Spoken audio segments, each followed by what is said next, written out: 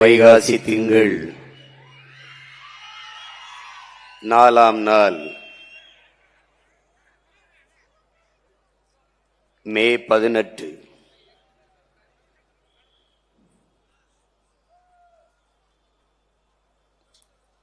இனப்படுகொலை நாள்.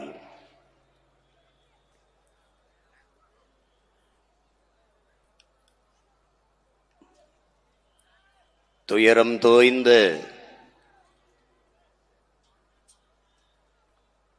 இந்நாளில் நம்முடைய துயரத்தில் பங்கேற்று பகிர்ந்து கொண்டு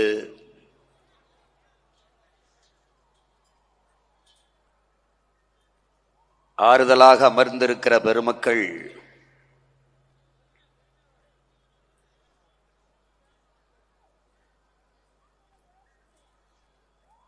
இந்திய பெருநிலம்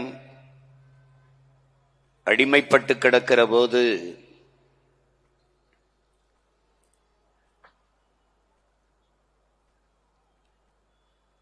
ஆயுதத்தை வைத்துத்தான் வெள்ளையன் நம்மை அடிமைப்படுத்தி இருக்கிறான். அவனுக்கு அவன் மொழியிலேயே அவன் வழியிலேயே பதில் சொல்ல வேண்டும், பாடம் புகட்ட வேண்டும் என்ற உணர்வோடு இந்திய தேசிய இராணுவத்தை கட்டி எழுப்பிய மாவீரன், கொஞ்சம் ரத்தம் தாருங்கள், நான் நிறைய சுதந்திரம் தருகிறேன் என்ற முழக்கத்தை முன்வைத்து இந்த மண்ணின் விடுதலைக்காக வீர போர் புரிந்த மறவன் சுபாஷ் சந்திர போஸ் பிறந்த மண்ணிலிருந்து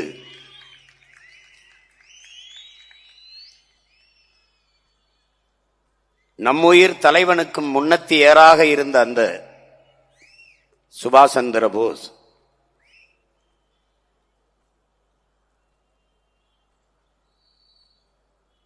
அவருடைய மண்ணில் இருந்து,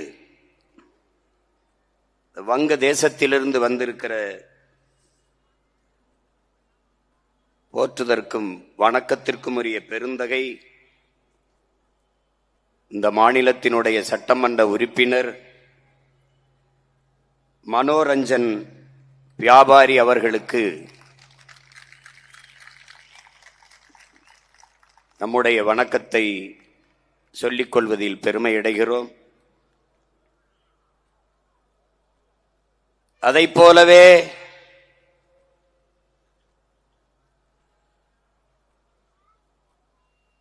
சுதந்திரம் என்பது மனிதகுலத்தின் பிரிக்க முடியாத பிறப்புரிமை என்ற முழக்கத்தை முன்வைத்த ஒரு மாவீரன். புரட்சி என்பது ரத்தம் சிந்தும் வன்முறையாகத்தான் இருக்க வேண்டும் என்பது இல்லை.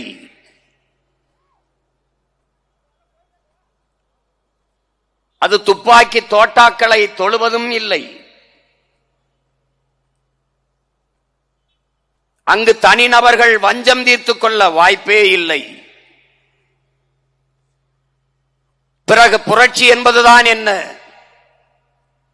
வெளிப்படையாகவே அநீதிகளால் கட்டமைக்கப்பட்ட சமூகத்தை தகர்த்து முற்றுமுழுதாக புதிய ஒரு சமூகத்தை படைப்பதுதான் புரட்சி என்ற முழக்கத்தை முன்வைத்த இளைய புரட்சியாளன் பகத்சிங் பிறந்த மண்ணிலே பிறந்த ஒரு மகத்தான மனிதன். மனித உரிமைக்காக உலகெங்கிலும் ஓடி ஓடி உழைத்துக் கொண்டிருக்கிற ஒரு உன்னதமான மனிதன். எழுத்தாளர், பேராசிரியர், நம்முடைய பேரன்பிற்குரிய பெருமகனார் ஜக்மோகன் சிங் அவர்களுக்கும் நம்முடைய வணக்கத்தை சொல்லிக் கொள்வதில் பெருமையடைகிறோம்.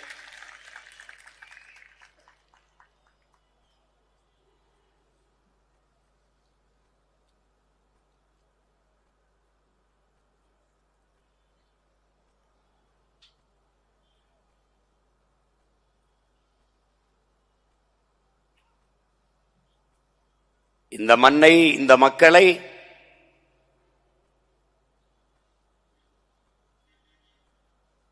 எழுச்சியும் புரட்சியும் மிகுந்த ஒரு வலிமையான வளமையான தேசமாக மாற்றி படைக்க காத்திருக்கிற என்னிலும் இளைய புரட்சியாளர்களே, என்னுயிர் தம்பி தங்கைகளே,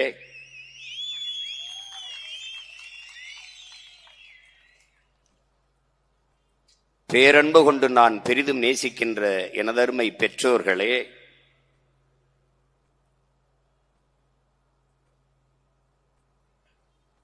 கற்றறிந்த சான்றோர் பெருமக்களே, அரசியல் ஆய்வறிஞர்களே,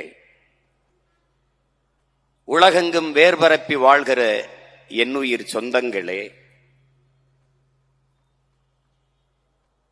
எங்கள் உயிரோடும் உணர்வோடும் கலந்து வாழ்கிற என் இனமான சொந்தங்களே, உங்கள் எல்லோருக்கும் என்னுடைய வணக்கம்.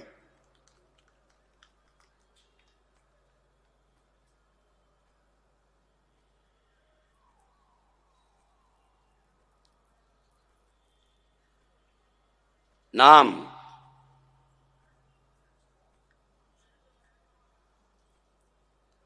வரலாற்றில் புறக்கணிக்கப்பட்ட இனத்தின் மக்கள்.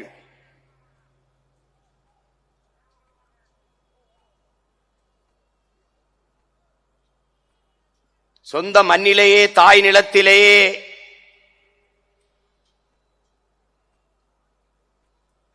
நாம் தமிழர்கள் என்கிற உணர்வை இழந்ததால், சாதி மலங்களால் பிளவுண்டு பிரிந்ததால், தன்னின பகையால் நமக்குள்ளே மோதி மோதி ரத்தம் சிந்தி வீழ்ந்ததால்,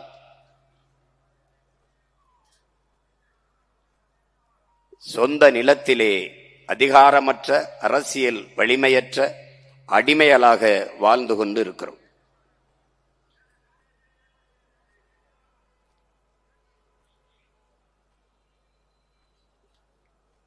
தமிழ் தேசியன மக்கள்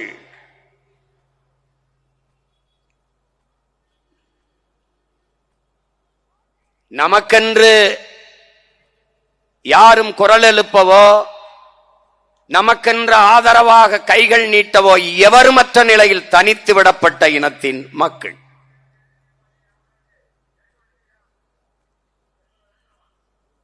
சிதைந்து அழிந்து கொண்டிருக்கிற தமிழின மக்கள் பாதுகாப்பாக வாழ்வதற்கு போராடித்தான் ஆக வேண்டும் என்ற நிலைக்கு தள்ளப்பட்டு விட்டார்கள். இந்த வரலாற்றின் பேரழைப்பிலிருந்து, பெரும் பணியிலிருந்து தமிழ் இளம் தலைமுறையினர் விலகிச் செல்ல முடியாது என்று நம்முயிர் தலைவன் மேதகவே பிரபாகரன் அவர்கள் நமக்கு அறிவுறுத்தி இருக்கிறார்கள். நாம் தனிமைப்படுத்தி விடப்பட்ட அடிமை இனத்தின் மக்கள். நான் அடிமை, நீங்கள் அடிமைகள், நாம் அடிமைகள்.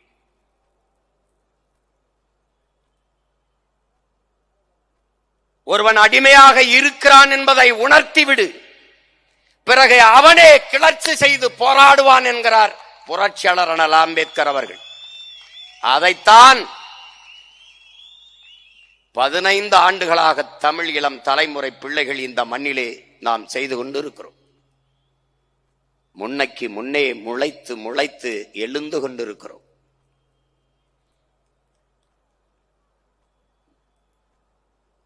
நாம் யார்? தமிழர்கள்.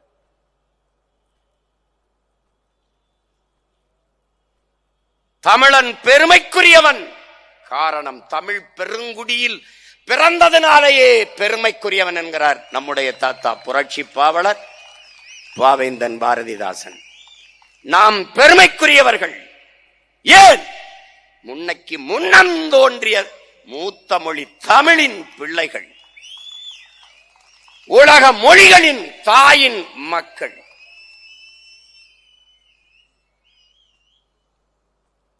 உலகிற்கு அறிவியல், நாகரிகம், தொழில்நுட்பம், வேளாண்மை, கலை, இலக்கியம், பண்பாடு அனைத்தையும் கற்றுக் கொடுத்த பேரினத்தின் பெருமக்கள்.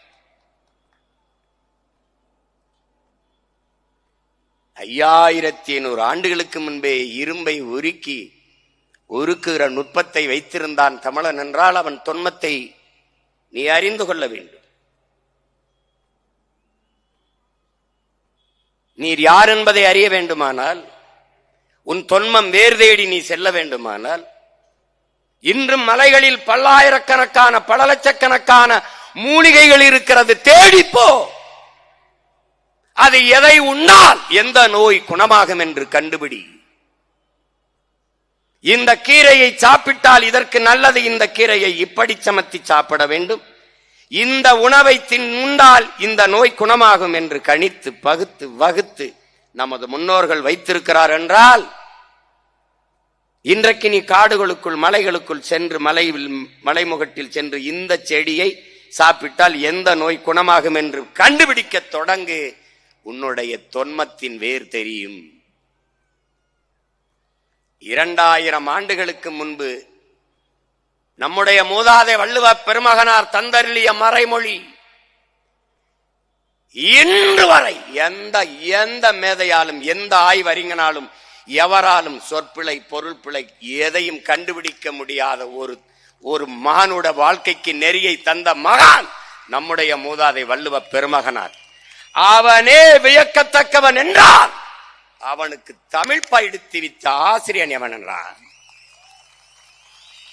கம்பன், கபிலன், வள்ளுவன், இளங்கோ சங்க இலக்கிய பாக்களை தந்த பெருமக்கள் எல்லோருக்கும் தமிழ் புகட்டிய ஆசிரிய பெருமகன் யார்? தொன்ம இலக்கணம் தொல்காப்பியம் தான் என்றால் அவனை பயிற்றுவித்தவன் அவன். அவனே 100க்கு மேற்பட்ட இடங்களில் என்பனார் புலவர் என்கிறான். எனக்கு முன்னவர்கள் கூறியது போல என்று தொல்காப்பியன் சொல்கிறான் என்றால் உன்னுடைய வேரை கண்டுணர்வன் எவன்? தமிழன் என்கிற போது ஒரு திமிர்வும் நிமிர்வும் வந்தால் நீ உண்மையிலேயே தமிழன். குனிந்து கைகட்டி ஊழ கும்பிடு போட்டு வாழ்க ஒளிக கோஷம் போட்டாய் உன்னை தூக்கி சுடுகாட்டில் போட்டான்.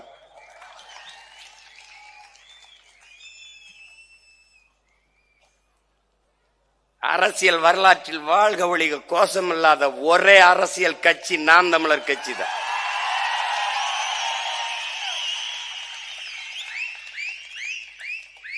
தலைவன் வாழ்க, அவன் வாழ்க, இவன் வாழ்க இல்லை, தமிழ்தாய் வாழ்க, தலைவர் பிரபாகரன் வாழ்க என்ற முழக்கத்தை முன்வைத்த படை நாம் தமிழர் என்பது கட்சி அல்ல. தமிழ் தேசிய மக்கள், அடிமைப்பட்ட தமிழ் தேசிய மக்களின் உரிமை மீட்சிக்கு விடுதலைக்கு போராட வந்த மக்கள் ராணுவம் என்பதை எண்ணரும் தம்பி தங்கைகள் மனசில் வைத்துக் கொள்ள வேண்டும். யார் நீ? வரலாற்றில் நீ யார்? நாம் யார்? தமிழர்கள். அறம் பொருள் இன்பம் நிபாரா மானம் அறம் வீரம் மூன்றும் உயிரென்று வாழ்ந்த மறவர் கூட்டம் நாம். மானத்திற்காக்க உயிரையே விட்டவர்கள், அறத்தின் வழி நின்று வாழ்ந்த மறவர்கள்.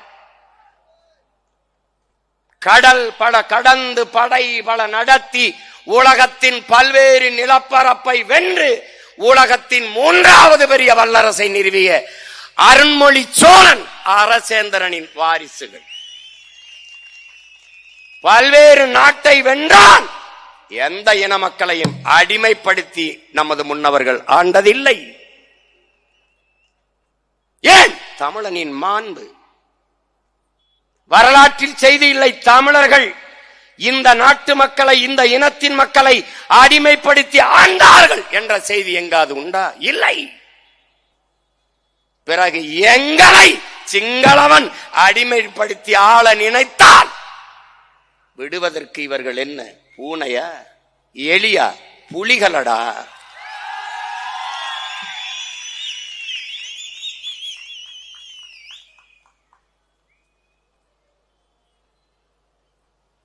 ஒரு பெருமை மிக்க பேரினத்தின் மக்கள் ஆழ்ந்து சிந்தித்து பாருங்களேன் அன்பு சொந்தங்களே.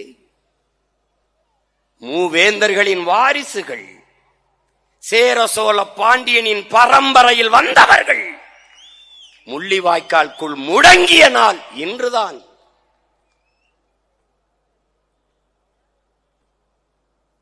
உலகாண்ட பேரினத்தின் மக்கள் ஊரெல்லாம் ஓடி ஓடி ஒண்டி திரிந்தது இப்போதுதான், இக்காலகட்டத்தில் தான்.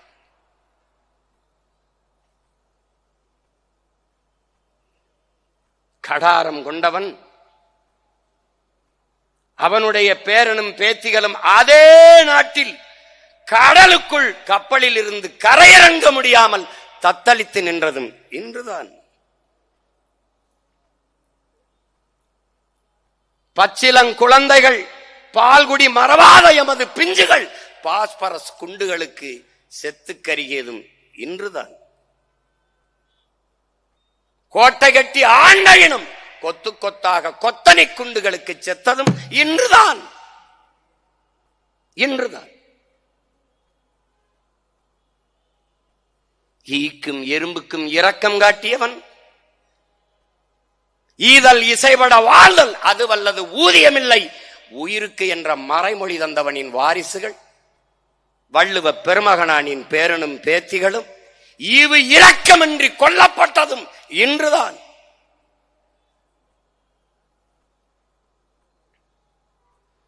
பிறப்பு ஒக்கும் எல்லா உயிருக்கும், பகுத்துண்டு பல் உயிர்கள் ஓம்புக,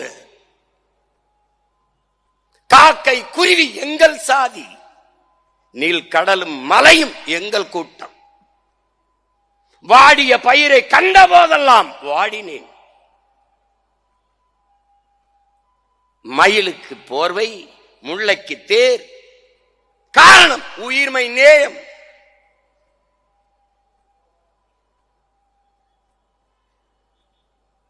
உயிர்மை நேயம் கொண்ட நம் முன்னவர்கள்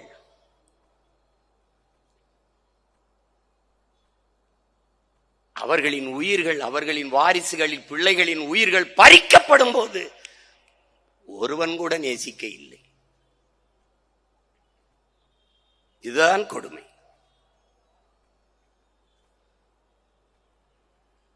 ஆதி பகவன் முதற்றே உலகு, யாதும் ஊரே யாவரும் கேளி, உலகு உலகு கம்பன் கபிலன் இளங்கோ வள்ளுவன் எல்லோரும் உலகம் தழுவியே வாடினார். யாதும் ஊரே யாவரும் கேளீர் கனியன் பூங்குன்றன். உலகம் தழுவி நேசித்து நின்ற இனத்தின் மக்களை நேசிக்க உலகில் ஒருவனும் இல்லை. என்னரும் சொந்தங்களே, என்னிலும் இளைய என் தம்பி தங்கைகளே, உடலில் எங்கு காயம் பட்டாலும் முதலில் கண் அழுகும். இந்த உலகில் எங்கு காயம் பட்டாலும் முதலில் தமிழன் மண் அழுகும்.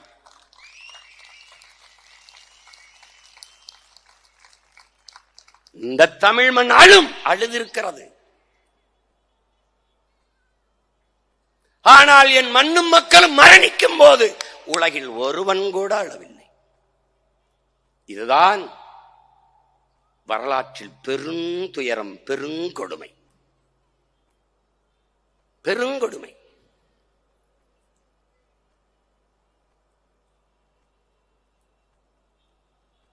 எமக்காகவும் பேசுங்களேன் என்று ஈழத்து பாவேந்தன் புதுவை ரத்னதுரனின் குரலில்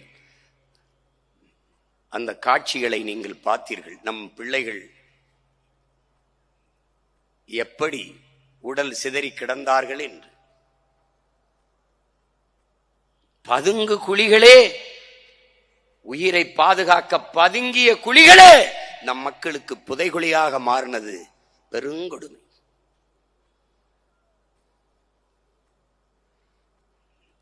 ஈழத்தாயின் மடியில் முழுக்க முழுக்க ரத்தமும் கண்ணீரும் சுமந்து பிரசவித்த அவளே தன் வயிற்றுக்குள் தன் இன பிள்ளைகளெல்லாம் வாங்கிக் கொண்ட பேரவலம் இந்த நூற்றாண்டில் நிகழ்ந்து விட்டது. கேட்க நாதி கிடையாது. மாட்டுக்கு நீதி சொன்ன மனுநீதி சோழனின் வாரிசுகளுக்கு உலகில் நீதி சொல்ல நாதி கிடையாது.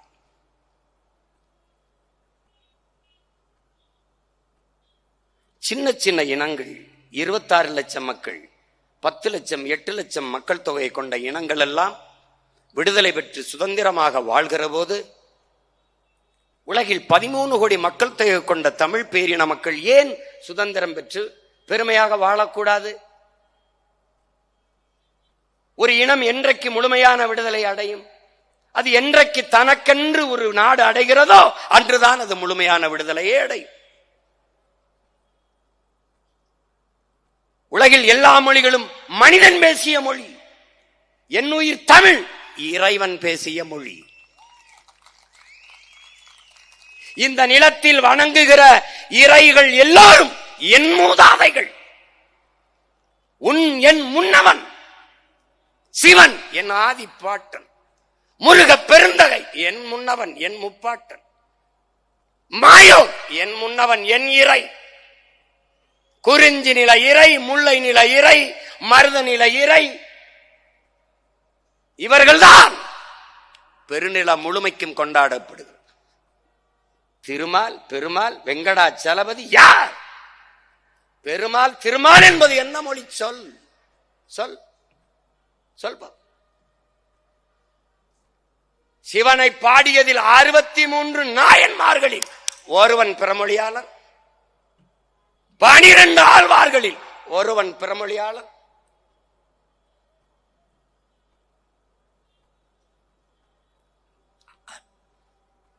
கடவுளை கடன் கொடுத்த இனத்தின் மக்களடா நாங்கள். கடவுளை கும்பிடுகிற வணங்குகிற கடவுளை உனக்கு கடன் கொடுத்த இனத்தின் மக்கள்.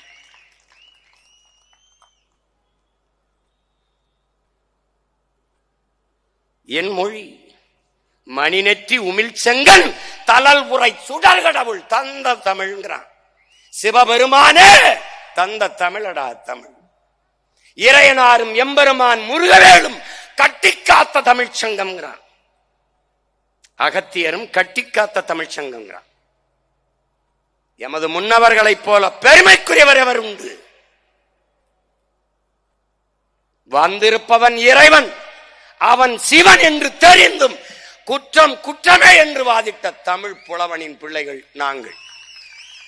இறைவனே ஆனாலும் தவறு தவறுதான் என்று வாதிட்டவன்.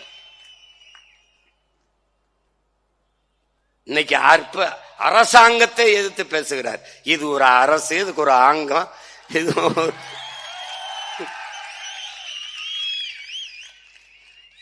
அந்த மொழி சீரசை சந்தம் யாப்பு தொடை இப்படி அழகுற உலகிலேயே அழகுற கட்டமைக்கப்பட்ட நன்கு கட்டமைக்கப்பட்ட ஒரே மொழி தமிழ் என்று தமிழ் பிள்ளை தமிழ் தாயின் பேரன் மகன் நான் சொல்லல, உலக மொழியில் பேரறிஞர்கள் சொல்றான். உலகில் எம்மொழியும் துணையின்றி தனித்து இயங்கக்கூடிய உயர்தனி செம்மொழி ஒரே மொழி தமிழ்தான். எந்த மொழியும் தேவையே கிடையாது. எல்லாவற்றுக்குமான உயிர் சொற்கள், கலை சொற்கள், வேர் சொற்கள் பல பல என் தாய்மொழியில் உண்டு. அந்த மொழி அழிகிறது, அந்த மொழி அழிகிறது. மொழி சிதைந்து அழிந்தால் இனம் அழியும். இந்த வரலாற்று உண்மையை தெரிந்து அறிந்து தெளிந்து துணிந்து அந்த மொழியை மீட்க காக்க ஒருவன் வந்தான்.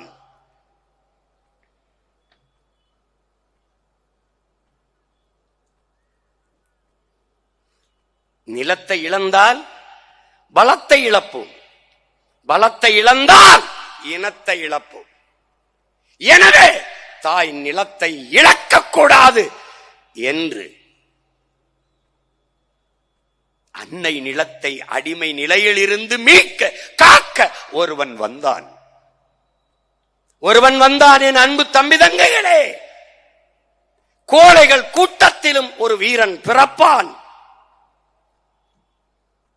அடிமைகளின் கூட்டத்திலும் ஒரு தலைவன் பிறப்பான்.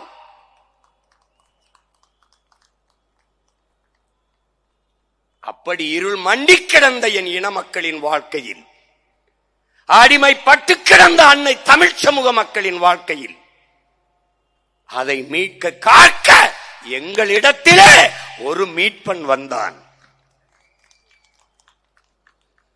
அவன் வந்தான் வந்தான் இந்த பூமி பந்திலே பிறந்தான், எங்கள் தாய் நிலத்திலே பிறந்தான். பார்வதி தாயின் வயிற்று வழியில் அல்ல, தமிழ் தாயின் வரலாற்றின் வழியே அவன் பிறந்தான்.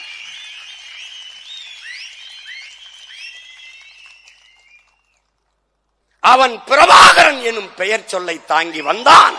தமிழ் பேரினத்தின் வரலாறாகவே வாழ்ந்தான்.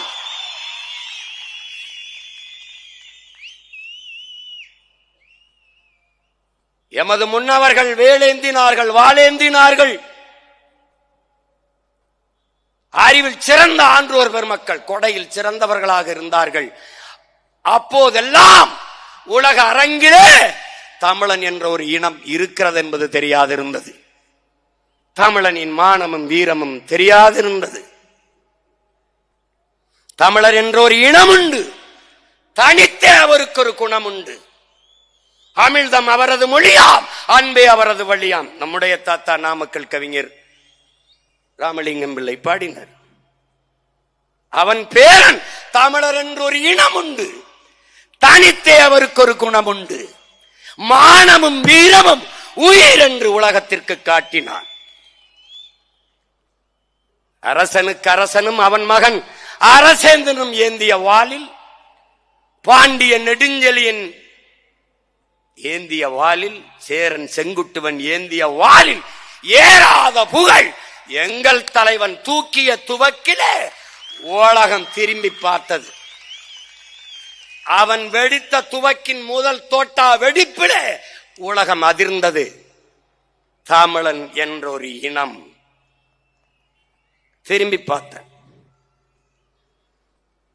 இன்றைக்கு வரைக்கும் கனடாக்குள்ளே, அமெரிக்காக்குள்ளே உங்கள் முன்னால் நிற்கிற உங்கள் உடன் பிறந்தவன் உங்கள் மகன் நுழைய முடியாதென்றால் காரணம் நான் அல்ல, அவர்.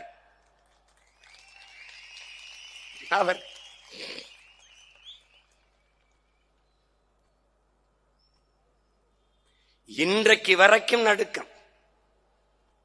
16 ஆண்டுகளாய்விட்டது, இன்றும் அந்த பயம் போகல.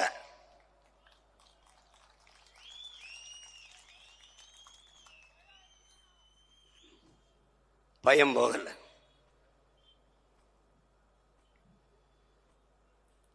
அந்த தலைவன் ஒரு கனவு வைத்திருந்தான், ஒரு கனவு கொண்டிருந்தான்.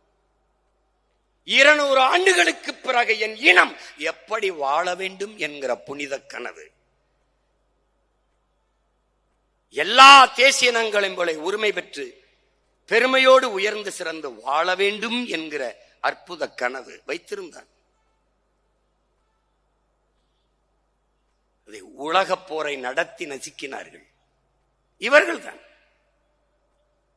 இவர்கள்தான் இன்றைக்கு ஆண்டு கொண்டிருக்கிற ஆட்சியாளர்கள்.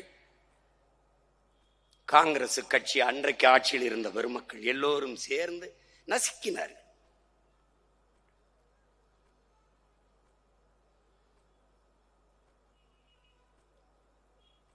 அது ஒரு இனத்தை மட்டும் கொள்ளவில்லை, ஒரு பேரினத்தின் விடுதலை என்கிற புனித கனவையும் கொன்றுவிட்டது என் உடன் பிறந்தார்களே.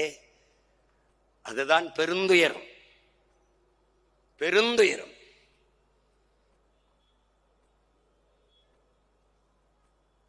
உங்கள் மனச்சான்று சொட்டு சொல்லுங்கள். நாம் மட்டும் இல்லை என்றால் இந்த சாவை பற்றி பேச ஒரு நாவு இருந்திருக்குமா இந்த நிலத்தில் என்று நீங்கள் யோசிச்சு பாருங்கள். இப்போது தெரிகிறதா?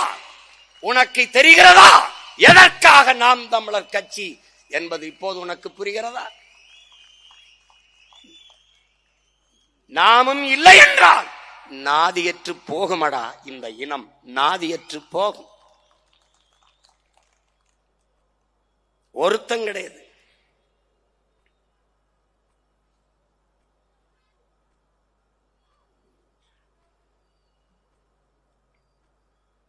எப்படி கொன்று குவித்தார்கள்?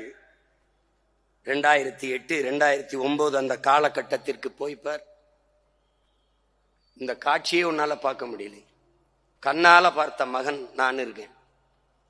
இந்த நிலத்தில் கடைசியாக இந்திய பெருநிலத்தில், தமிழக தாய் நிலத்தில் ஒரே ஒரு மகன், கடைசியாக என் தலைவனை சந்தித்து விட்ட மகன் நான் ஒருவன் தான் இருக்கிறேன்.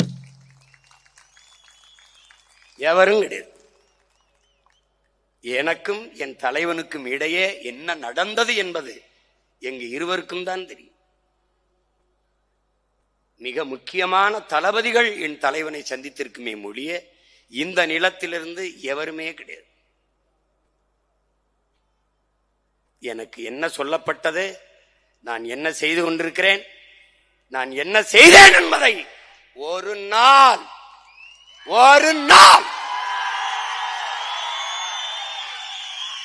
என் கனவை வென்று கையை இறுக பிடித்து தூக்குற போது நான் சொல்லுவேன், என்ன நடந்தது, என்ன நடத்த வேண்டி இருந்தது, எதை நடத்தினேன் என்பதை காட்டுவேன். அவரே போய்த்திருக்கிறார். பொறுமை என்கிற மரத்தின் வேர் எப்போதும் கசப்பாக இருக்கும், ஆனால் அதன் கனிகள் மிகவும் தித்திப்பாக இருக்கும். பொறுமை மிக அவசியம். அவரே கற்பித்தார், விமர்சனம் என்பது வெறும் கற்கள் தான், நம்மை காயப்படுத்தும் சொற்கள் அல்ல. ஒருவேளை வைரக்கற்களை விட்டு எரிந்தால் எடுப்போம், வெறுங்கற்களை விட்டு எரிந்தால் தடுப்போம், அவ்வளவுதான்.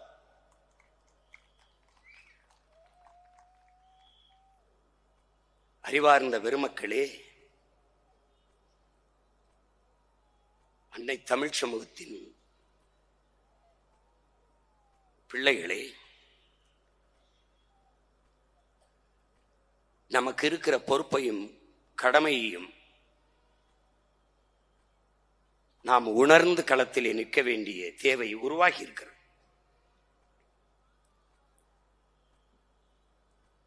இங்கே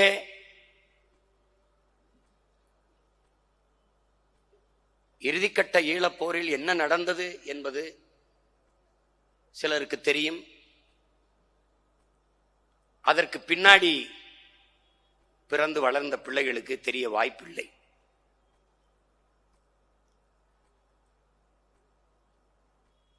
இருபது நாடுகளின் துணை கொண்டுதான் இறுதி போரிலே விடுதலை புலிகளை வீழ்த்தினோம் என்று கோத்தபாயவும் ராஜபக்சேயும் அறிவித்தார்கள் என்றால்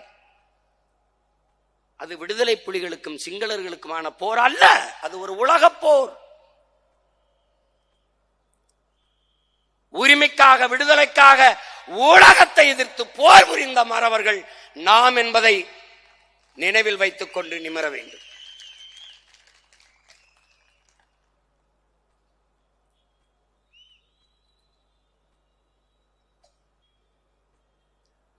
உலகத்திற்கு முன்பு விடுதலை புலிகள் பயங்கரவாதிகள் என்று சொன்னவர்கள் இங்கிருந்த தலைவர்கள் தான்.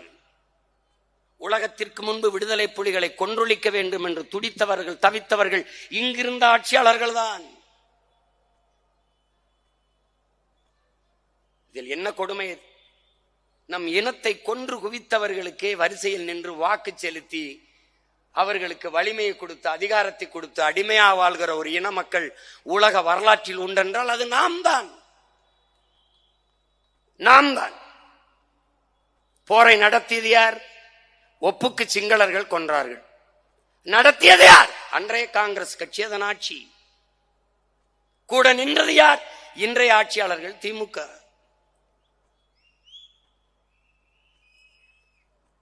போராடி நிறுத்த வேண்டிய உயரத்தில் இருந்தது யார்? அன்றைய அதிமுக. 2G அலைக்கற்றுக்காக ஒரு மாதம் பாராளுமன்றத்தை முடக்கி போட்ட கட்சி பாரதிய ஜனதா. பக்கத்தில் ஒரு தீவில் இத்தனை மக்களை கொன்று குவிக்கிறார்களே, அவர்களுக்கு ஏன் நீங்கள் உதவி செய்து கொண்டிருக்கிறீர்கள், அந்த போரை தலையிட்டு நிப்பாட்டுங்கள் என்று பேசாது இருந்த கட்சி பாரதிய ஜனதா. இதிலிருந்து நீ என்ன தெரிந்து கொள்ள வேண்டும்? இவன் 4 பேருமே தமிழ் பேரினத்தின் பகைவர்கள், எதிரிகள் என்பதை நீ புரிந்து கொள்ள.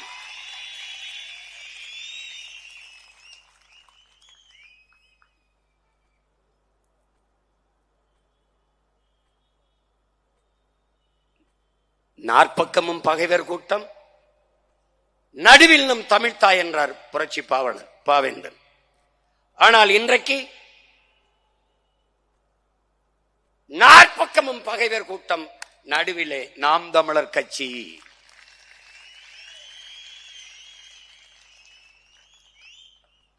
நான் தலைவன், நீ தொண்டன் அல்ல, நீ ஒரு புரட்சியாளன். நீ உன் புரட்சியாளன், நான் ஒரு புரட்சியாளன். என்னையும் உன்னையும் உருவாக்கியவன் அந்த மாபெரும் புரட்சியாளன் பிரபாகரன் என்ற பெரும் புரட்சியாளன். அன்பு தம்பி தங்கைகளே, மக்களுக்காக போராடுகிறவன் தலைவன், மக்களை போராட தயார் செய்கிறவன் புரட்சியாளன்.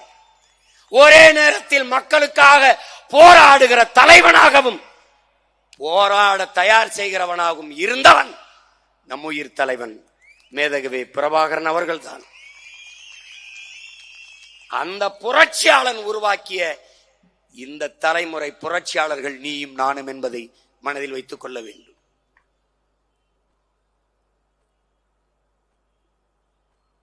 தீக்குச்சி எரியாமல் இங்கு தீபங்கள் இல்லை உடன் பிறந்தார்களே. ஆனால் யார் தீக்குச்சி என்பதுதான் பிரச்சனை. நான் ஒரு தீக்குச்சி, நீ ஒரு தீக்குச்சி, கொளுத்தி பற்றி எரிவோம் புரட்சி தீயாக. இந்த திராவிட இந்திய குப்பைகளை பொசுக்கி தள்ளுவோம். சாய்சஸ் என்ற நூலிலே சிவசங்கர மேனன் தன்னுடைய வாழ்க்கை வரலாற்று நூலிலே அன்றைக்கு இறுதிக்கட்ட போரிலே அமெரிக்கா தலையிட்டு பிரபாகரன், பொட்டம்மான் உள்ளிட்ட தலைவர்களை பாதுகாத்து ஒரு அரசியல் தீர்வை கொண்டு வர முயற்சி செய்தது. அன்றைய இந்திய ஆட்சியாளர்களும் குறிப்பாக தமிழ்நாட்டு ஆட்சியாளர்களும் தலைவர்களும் அதை விரும்பவில்லை. பிரபாகரன் அங்கு இருப்பு கொள்வது இவர்களின் எதிர்கால அரசியலுக்கு ஆபத்தாக இருக்கும், இடையூறாக இருக்கும் என்று கருதினார்கள். அதனால் அந்த போரை விரைந்து முடிவுக்கு கொண்டு வர வேண்டும் என்று விரும்பினார்கள் என்று எழுதியது இன்றும் இருக்கிறது. இவர்கள் எவ்வளவு கொடுமையானவர்கள் என்பதை நீ உணர்ந்து பார்க்க வேண்டும். இறுதிக்கட்ட போரிலே கொத்து கொத்தாக நாம் செத்து விழுந்து கொண்டிருந்த நாளிலே பெற்ற பிள்ளைகளை எல்லாம் தாய் நிலத்தின் விடுதலைக்காக பலியிட்ட தலைவன் இந்த பக்கத்திலே. அறிவார்ந்த பெருமக்களே, பெற்ற பிள்ளைகளுக்கெல்லாம் பதவி கேட்டு டெல்லியிலே முகாமிட்டிருந்த தலைவர்கள் பிறந்த நாளை 100 ஆண்டு பிறந்த நாளை ஓராண்டு கொண்டாடுகிறார்கள் உன் நிலத்திலே. ஞாபகம் வச்சுக்க. நீ ராஜசேகர ரெட்டி யார்? காங்கிரஸ் கட்சிக்கும் திமுக என்ன சம்பந்தம்? காங்கிரஸ் கட்சியை வீழ்த்தித்தான் திமுக பதவிக்கே வந்தது. ஆனால் அந்த காங்கிரஸ் கட்சியின் ஆந்திர மாநிலத்தினுடைய முதல்வர் ராஜசேகர ரெட்டி, அவர் இறந்து விட்டார். அந்த நேரத்தில் ஈழத்திலும் போர், நாமும் செத்துக் கொண்டிருக்கிறோம். அவர் இறந்து விட்டார் என்பதற்கு அரசு பொது விடுமுறை விட்ட பெருந்தகை நம்முடைய ஐயா கருணாநிதி அவர்கள். ராஜசேகர ரெட்டிக்கு இங்க இதுக்கு என்ன சம்பந்தம் இருக்கு? தெய்வ திருமகன் நம் தாத்தா முத்துராமலிங்க தேவர் செத்ததுக்கு விடுமுறை உண்டா ஆந்திராவில்? நம்முடைய தாத்தா பெருந்தலைவர் காமராஜர் செத்ததுக்கு விடுமுறை உண்டா ஆந்திராவில்? செக்கிழுத்த செம்மல் செத்ததுக்கு உண்டா? இந்த மண்ணில் இருந்த மகத்தான பெருமக்கள் எந்த தலைவர், உங்களுடைய கட்சி தலைவர் பேரறிஞர் அண்ணா செத்ததுக்காவது விடுமுறை உண்டா?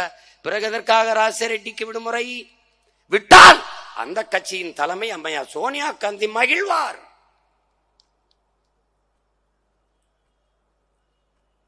மானத்தமிழ் பிள்ளைகளே, இனியாவது விழித்துக் கொள்ளுங்கள். அரை கம்பத்தில் எந்த காங்கிரஸ் கொடியை இறக்கி திமுக கொடி ஏறியதோ அதே காங்கிரஸ் கட்சிக்காக அரைக்கம்பத்தில் திமுக கொடி இறங்கி பறந்தது வரலாறு. ராஜசேகர ரெட்டி மரணத்திற்கு உன் இனம் மொத்தமும் செத்து போனது. உன் இனத்தில் அரிதினும் அரிதாக 1000 ஆண்டுகளாக வாராது வந்த மாமணியாக வந்த மகன் பிரபாகரன் என்ற பெருந்தலைவன் செத்து போனான் என்று நாடும் ஏடும் பதிவு செய்கிறது. உன் இனம் செத்து போனது, உன் நாடு அழிந்து போனது, உன் நாடு சுடுகாடாய் போனது, கரும்புகை சூழ்ந்து எழுகிறது, உலகம் உறைந்து கிடக்கிறது. தமிழ் பேரினம் ஒவ்வொரு வீட்டிலும் இழவு விழுந்தது போல உக்கி குறுகி அப்படியே நிற்கிறது. கண்ணீர் சிந்தி கையை பிசைந்து கொண்டு தவிக்கிறது. இதே நாள் மே 18 போர் முற்றிற்று என்று முடித்தான் ராஜபக்சே. இந்த துயரத்தை இத்தனை ஆண்டுகளாக தனக்கு வாக்கு செலுத்தி தன்னையும் தன் குடும்பத்தையும் வசதியாக வாழவும் ஆளவும் வைத்த மான தமிழ் மக்களின் உணர்வுக்கு மதிப்பளித்து அந்த நாளை விடுமுறை நாளாக, ஒரு துயர நாளாக, தமிழின மக்களின் துயர நாள் என்று அறிவித்து விடுமுறை விட முடியாதா? அரைக்கம்பத்தில் கொடிக்கம்பத்தை பறக்க விட்டிருக்க முடியாதா? ஏன் இந்த மண்ணில் எந்த கட்சியடா செய்தது? எந்த கட்சி செய்தது? என்ன கட்சி? விடுதலை புலிகள் பயங்கரவாதிகள், தீவிரவாதிகள். சரி, மாவீர தினத்திற்கு நீ வணக்கம் செலுத்தவில்லை. செத்து கரிக்கட்டையாக நின்று இங்கே கதறி சிதறி கிடந்த என்னுடைய பிள்ளைகள் என்ன செய்தார்கள்? இந்த இன மக்கள் செத்தார்களே, அவர்களின் துயரம் சோய்ந்த இந்த மே 18வது நாளில் ஒரு வருத்த செய்தியை மாண்புமிகு தமிழக முதல்வர் ஐயா முத்துவேல் கருணாநிதி ஸ்டாலின் பதிவு செய்தது உண்டா? இல்ல ஐயா எதிர்கட்சி தலைவர்? தமிழன் வாக்கை வாங்கி வயிறு வளர்த்து பிழைக்கிற இவர்கள் உன்னுடைய உணர்வுக்கு ஒரு மதிப்பு இருக்காடா இந்த நாட்டில்? பாரதிய ஜனதா விடுற, காங்கிரஸ் விடுற, இந்த மண்ணுக்கென்று தொடங்கப்பட்ட கட்சிகள் உனக்காக நின்று இருக்கிறதா? சொல்லு. உன்னை சுதந்திரமா இந்த கூட்டத்தையாவது நடத்த விட்டு இருக்கிறதா? சொல்றா. இத்தனை நாள் இல்லாத இன்னைக்கு போய் மாநகராட்சி நடத்துகிற பொருட்காட்சியில் கலை பண்பாட்டு நிகழ்ச்சின்னு ஆட்டம் போட வேண்டிய அவசியம் என்ன வருது? தனியார் முதலாளி நடத்துகிற நிகழ்ச்சி பணம் வாங்கி கொண்டுதான் உள்ளே அனுப்புவான். இன்னைக்கு மட்டும் கட்டணம் இலவசம் என்று அறிவிக்க வேண்டிய அவசியம் ஏன் வருகிறது? ஏன் வருது? முன்னாடி நிற்பவன் பிரபாகரன் மகன் என்பதால் வருகிறது. என்னது? கேட்க நாதி கிடையாது. ஏன் இந்த கட்சிகள் இதற்கு வணக்கம் செலுத்தலை? ஒரு அறிக்கை விடலை? ஏன் விடுவதில்லை?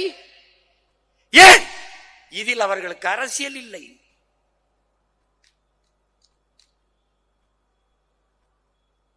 அரசியல் இல்லை, இதில் வாக்கு இல்லை என்று கருதுகிறார்கள். அதனால்தான் சிக்கலின் உடன் பிறந்தானே, இதை பேசாது போனால் நாம் வெல்ல முடியாது என்கிற நிலையை உருவாக்காத வரை இவர்கள் பேச மாட்டார்கள். இவர்கள் பேசாததால் இந்திய நாட்டை, இந்திய துணைக்கண்டத்தை ஆள்கிற காங்கிரஸ் பிஜேபிக்கு வசதியாக போய்விட்டது. வாயை திறக்க மாட்டார்கள், தேவையில்லை. இப்போது தெரிகிறதா ஏன் நாம் வென்றாக வேண்டும் என்கிற தேவை? நாம் தமிழர் கட்சி ஏன் ஆட்சி அதிகாரத்திற்கு வர வேண்டும் என்கிற அவசியம் புரிகிறதா? புரியும். உன் உடன் பிறந்தவன் வந்து அந்த அதிகார நாற்காலியில் உட்கார்ந்தால் இப்படி பேசாது நீ கடத்தி விட்டு போக முடியுமா? என் இனப்படுகொலையை நீ மறைத்து மூடிவிட்டு சென்று விட முடியுமா? உலக மாந்தரில் ஒருவன் கூட இது இனப்படுகொலை, ஜெனோசைடு என்று சொல்ல தயங்குகிறான். ஏன்? இந்திய நாட்டில் எந்த ஒரு மகனும் இது படுகொலை, இனப்படுகொலை என்று பேச பயப்படுகிறான். ஏன்? செத்தவன் முழுக்க தமிழன், கொன்றவன் முழுக்க சிங்களன். தன் ராணுவ வலிமையை வைத்து தன் மக்களை, தமிழின மக்களை கொன்று குவித்தான். அப்போது இனப்படுகொலை தானே. அங்கொன்றும் இன்றும் ஒன்றுமாக தமிழர்களை சிங்களர்கள் கொள்ளுகிற காலத்திலே இந்திய நாடாளுமன்றத்திற்குள் அங்கு நடப்பது இனப்படுகொலை என்று பதிவு செய்த பெருமகள் அம்மையார் இந்திரா காந்தி.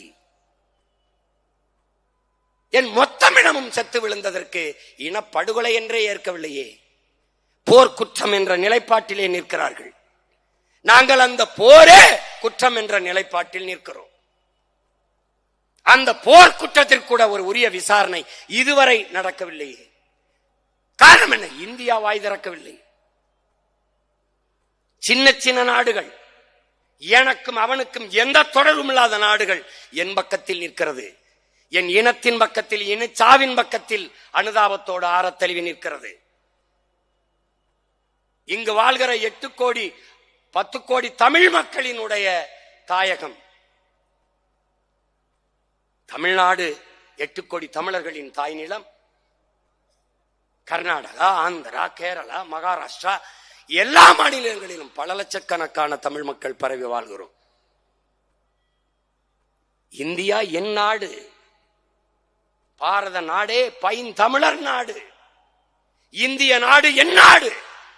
ஏன் எனக்காக பேசவில்லை? ஏனென்றால் தமிழர்களுக்கு என்று ஒரு தாய் நிலம் இருக்கிறது, தமிழ்நாடு. அதன் தலைவர்கள் பேசவில்லை, அதனால் அது பேசவில்லை. இவ்வளவுதான், இவ்வளவுதான்.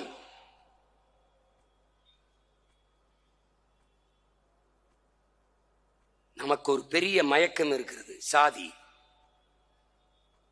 இன்னும் ஒரு பெரிய மயக்கம் இருக்கிறது, மதம். அதற்கப்புறம் ஒரு மயக்கம் இருக்கிறது, சாராயம். பிறகு திரை கவர்ச்சி. இது நாளிலும் இருந்து தப்பிக்க முடியாத சிக்கிக்கொண்ட பூச்சிகள் போல ஆயிட்டோம். மொழி இன உணர்வு செத்து போனது, அதனாலே நம் இனம் மொத்தமும் செத்து போனது. இவ்வளவுதான். இப்போதுதான் இந்த நிலத்தில் தமிழரின வரலாற்றில் நிகழாத நிகழ்வு இப்போதுதான். தமிழ் தேசிய இனத்தில் தமிழீழ மண்ணில்தான் தமிழர்களின் ஆன்மா விழித்துக் கொண்டது என்று நம் உயிர் தலைவர் மேதகவே பிரபாகரன் அவர்கள் குறிப்பிட்டார்கள். ஆனால் இன்று தமிழர் தாய் நிலம் தமிழகத்திலும் தமிழ் தேசிய இன மக்களின் ஆன்மா வெளிப்புற்று எழுகிறது என்பதற்கு சான்று என் முன்னே திரண்டு அமர்ந்திருக்கிற மான தமிழ் மக்களே சான்று.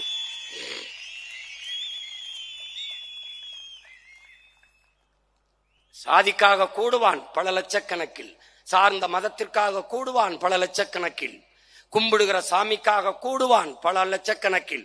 ஆனால் முதலாக வரலாற்றில் தான் பிறந்த பெருமை மிக்க தமிழன் என்கிற இனத்திற்காக இப்போதுதான் கூட தொடங்கி இருக்கிறார். இதுதான் வரலாற்றில் மாறுதல், இதுதான் புரட்சி, இதுதான் புரட்சி.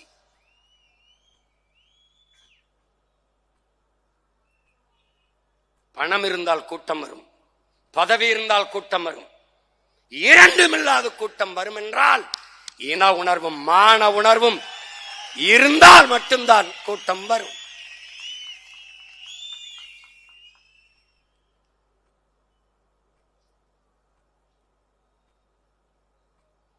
இன்றைக்கு பேசாத இவர்கள் நீ பார்,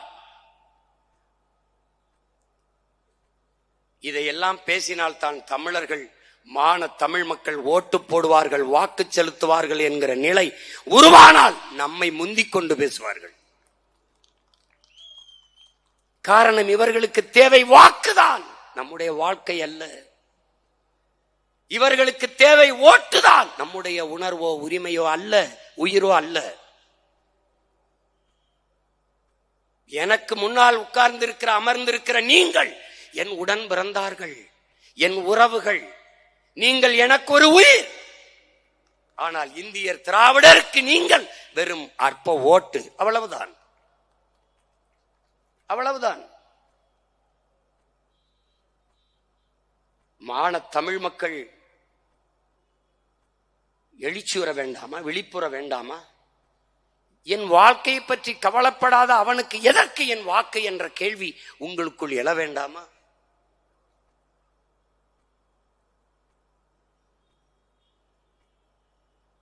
எவ்வளவு பெரிய கொடுமை!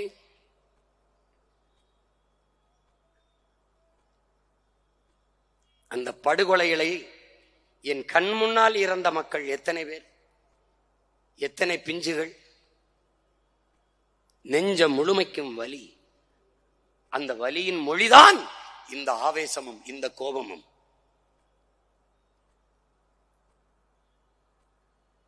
ஒரு தங்கை என்னிடத்தில் முள்ளிவாய்க்கால் முற்றத்தில் இருந்து, முள்ளிவாய்க்கால் முள்வேலி கம்பிக்குள் இருந்து அழைத்து பேசுகிறாள். அந்த கம்பிக்குள் இருந்து என்ன சொல்கிறாள்? அண்ணா, நாங்கள் பதுங்கு உளிக்குள் இருந்தோம், பங்கருக்குள் இருந்தோம், பிள்ளைகள் பசித்து அழுதார்கள். சரி, அந்த குழியின் கரையிலே அதிலே ஒரு பானையை வைத்து உலையை வைத்து வெறும் அரிசியவாது போட்டு காய்ச்சி பிள்ளைகளுக்கு கொடுத்து விடலாம் என்று அடுப்பை பத்த வைக்க அந்த பாத்திரத்தை எடுத்துக்கொண்டு நிமிர்ந்தேன். அண்ணா, பார்க்க முடியவில்லை அண்ணா, நம் சொந்தங்களுடைய நம் மக்களினுடைய கையும் காலும் குடலும் தலையும் செதறி செதறி விழுந்ததண்ணா. அப்படியே நான் மயங்கி உள்ளே குழிக்குள்ளே விழுந்து விட்டேன் என்று ஒரு மரத்தை காட்சிப்படுத்தியிருந்தான். நம் பிள்ளைகளின் குடல் அந்த மரங்களில் தொங்கிக் கொண்டிருந்தது. எப்படி மறந்து போக முடியும்? எப்படி இதை கடந்து போக முடியும்? ஆனால் மறந்து கடந்து நீ போய்விட்டாய். 16 ஆண்டுகளாகிவிட்டது. என் அருமை உடன் பிறந்தானே, நீ நினைத்து பார். ஈழ தாயகத்தில் மே 18 இதே 2009 ஆண்டு போர் முற்று பெற்று விட்டது. அவ்வளவுதான் தமிழன் என்று கொக்கரித்தார்கள். எவ்விடத்தே நாங்கள் வீழ்ந்தோம் என்று கருதினீர்களோ உலகத்தீரே அவ்விடத்தே நாங்கள் எழுந்தோம் என்பதை காட்டுவதற்காக அதே 2010 இதே நாளில் மே 18 சாதி மத உணர்ச்சியை பின்னுக்கு தள்ளி, சாதியும் மதமும் எங்கள் அடையாளங்கள் அல்ல என்ற உணர்வை பின்னுக்கு தள்ளி நாங்கள் தமிழர்கள் என்கிற தேசிய இன உணர்வை முன்னிறுத்தி எழுந்தோம். நாங்கள் தமிழர்கள், நாம் தமிழர் என்று அந்த நிலத்தில் இறக்கப்பட்ட புலிக்கொடியை இந்த நிலத்தில் ஏந்தி பிடித்தோம். பறக்க பறக்க உயர உயர ஒரு முழக்கத்தை முன்வைத்தோம். பறக்கட்டும் பறக்கட்டும் புலிக்கொடி, இனியேனும் இம்மண்ணில் சிறக்கட்டும் சிறக்கட்டும் தமிழ் குடி என்ற முழக்கத்தை முன்வைத்து,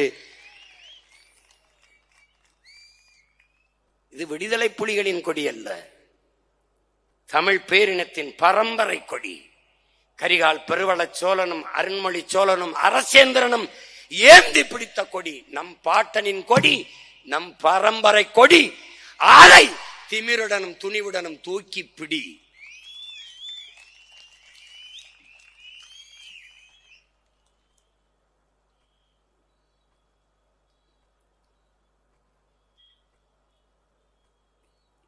இப்போது நம் கண்முன்னே நிகழ்கால அரசியலை பார். ஈழத்தில் நம் இன சொந்தங்களை அடித்து விரட்டினார்கள், நாடற்றவர்களாக்கினார்கள். அவர்களுக்கு ஆதரவாக இந்த நாடுகள், இந்த நிலத்தின் ஆட்சியாளர்கள் நின்றார்கள். என் அன்பு தம்பி தங்கைகளே, என் அருமை பெற்றோர்களே, சிங்களவர்கள் யார்? அவருடைய தோற்றுவாய் எது? அவர்கள் பூர்வீகம் எது? சிங்களின் மொழி தோன்றிய வரலாறு என்ன? காலகட்டம் என்ன? என்னுடைய மொழியின் தோற்றுவாய் எது? என்னுடைய தொன்மம் எது?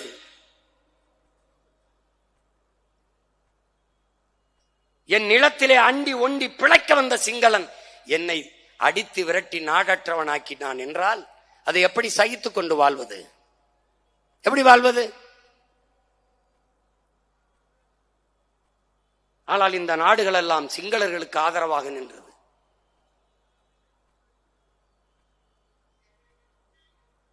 பெருந்துயரம் இது, பெருங்கொடுமை. அங்கு அடித்து விரட்டினார்கள், இங்கு நம்மை ஆக்கிரமித்து விரட்டுகிறார்கள். முற்றுமுழுதாக நம் மொழி அழித்து ஒழிக்கப்பட்டு விட்டது. தமிழர்கள் நமக்கு தமிழ் எழுத படிக்க வரவில்லை, பேச தெரியவில்லை. ஆங்கிலம் கலவாமல் பேச முடியாது. தமிழையே ஆங்கிலத்தில் தான் எழுதுகிறோம். இந்த மண்ணிலே ஈவே ராமசாமி என்கிற ஒருவர் சாதித்த ஒன்றே ஒன்று, இது ஒன்றுதான். தமிழ் சனியனை ஒழியுங்கள் என்றால் ஒழித்து விட்டார்கள் திராவிடர்கள். அவருடைய சாதி மறுப்போ, கடவுள் மறுப்போ, சமூக நீதியோ, பெண்ணிய உரிமையோ வெல்லவில்லை. தமிழ் ஒழிப்பில் வென்று விட்டார்கள். தமிழோடு ஆங்கிலம் கலந்து கலந்து பேசு என்றார், சாதித்து விட்டார்கள். தமிழை ஆங்கிலத்திலே எழுது என்றார், சாதித்து விட்டார்கள். தமிழக முதலமைச்சர் மாண்புமிகு ஐயா ஸ்டாலின் அவர்கள் வர்த்தக பெருமக்களின் மாநாட்டிலே, வணிக பெருமக்களின் மாநாட்டிலே, நீங்கள் தமிழிலே பெயர் வையுங்கள், எப்படி ரெயின்போ என்பதை ரெயின்போ என்று எழுதுங்கள் என்று சொல்கிறார். வானவில் என்று எழுதுங்கள் என்று சொல்லவில்லை. இதுதான் தங்கிலீசு தமிங்கிலம். திட்டமிட்டு உன் தாய்மொழியை அழித்து முடித்து விட்டார்கள். தமிழ் மீட்சியே தமிழர் எழுச்சி. தமிழ் மீட்சியுற வேண்டுமானால் தமிழன் அதிகாரத்துக்கு வர வேண்டும். தமிழன் ஆளும் போதுதான் தமிழ் எழுச்சியுறும், மீட்சியுறும். அப்ப இவர்கள் தமிழர்கள் இல்லையா, தமிழர்களா இல்லையா என்பதை அவர்கள் ஆட்சியில் வைத்துப்பார். தமிழனா பிறந்து விட்டவன் எல்லாம் தமிழன் அல்ல என் உடன் பிறந்தானே. எவன் தமிழுக்கும் தமிழனுக்கும் இறுதி வரை உறுதியாக நின்று போராடுகிறானோ, உழைக்கிறானோ, அவன்தான் தமிழன்.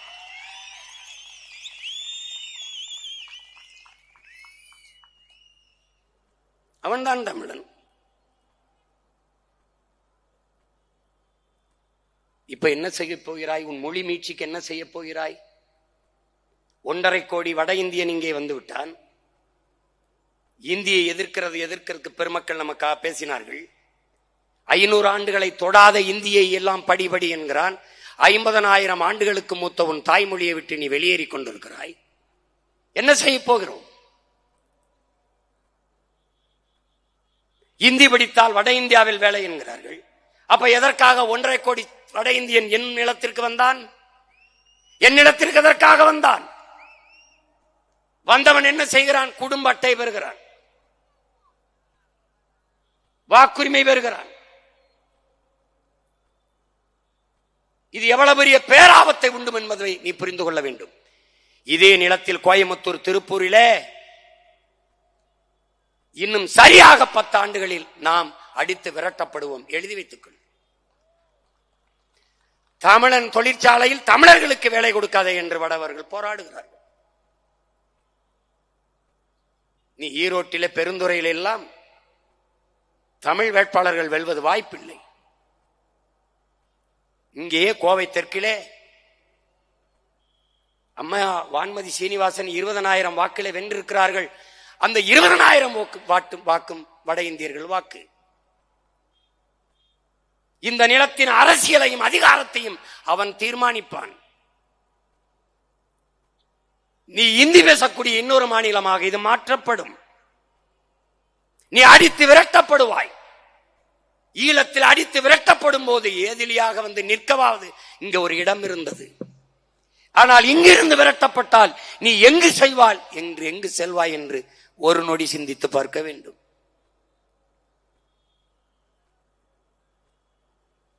உன்னை அச்சப்படுத்த நான் சொல்லவில்லை, எச்சரிக்கையாக இரு என்று நான் உனக்கு உணர்வூட்டுகிறேன். உன் அண்ணன் உயிரோடு இருக்கும் வரை ஒரு கொம்பனாதி கொம்பனும் இந்த நிலத்தில் இருந்து உன்னை தொட்டு விரட்ட முடியாது.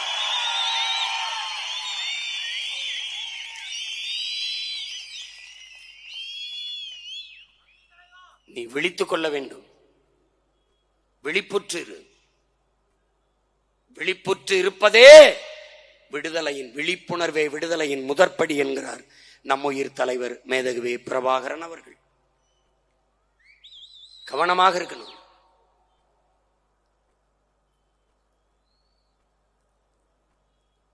உன் நிலத்தில் உனக்கு என்ன இருக்கிறது என்று யோசித்துப்பார்.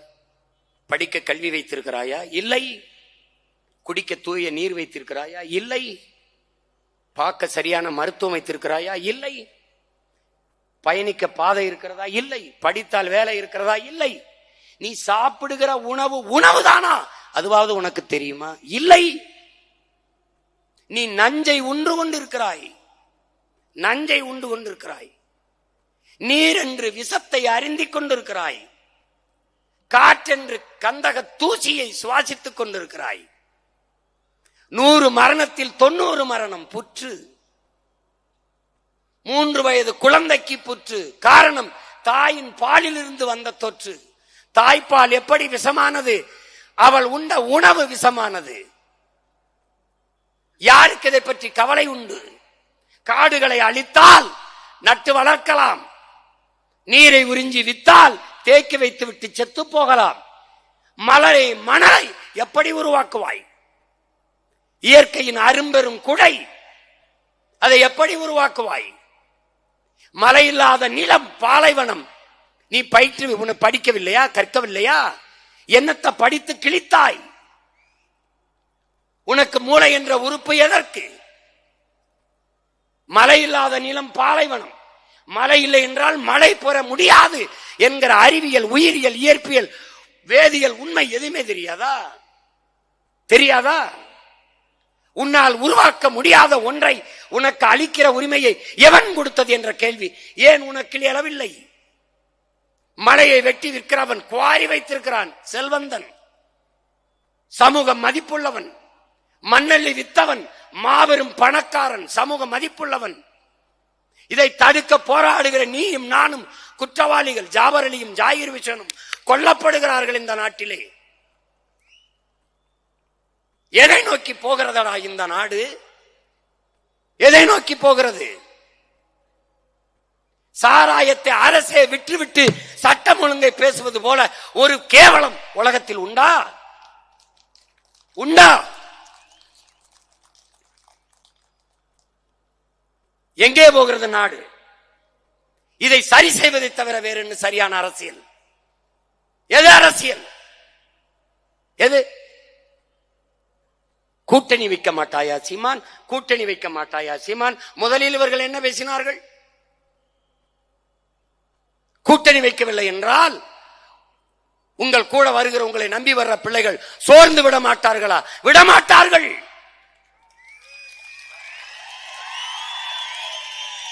ஏன்? எனக்கும் அவர்களுக்கும் இருக்கிறது சோற்று பசி அல்ல, சுதந்திர பசி. எனக்கும் அவர்களுக்கும் இருக்கிற பசி வயிற்று பசி அல்ல, வரலாற்றின் பசி. 1000 ஆண்டுகளுக்கு மேலே எமது முன்னவர்கள் தூக்கி சுமந்து வந்த விடுதலை பசி, பெருங்கனவு, அறம் சார்ந்த மறவர்களின் ஆட்சி என்ற புனித கனவு பசி. பசி, பஞ்சம், ஊழல், லஞ்சம், கொலை, கொள்ளை, சாதிய இழிவு, தீண்டாமை, அடக்குமுறை, ஒடுக்குமுறை, மதுமத போதை, பாலியல் வன்கொடுமை, இது ஏதுமற்ற தூய ஒரு தேசம் படைக்க வேண்டும் என்கிற லட்சிய பசி.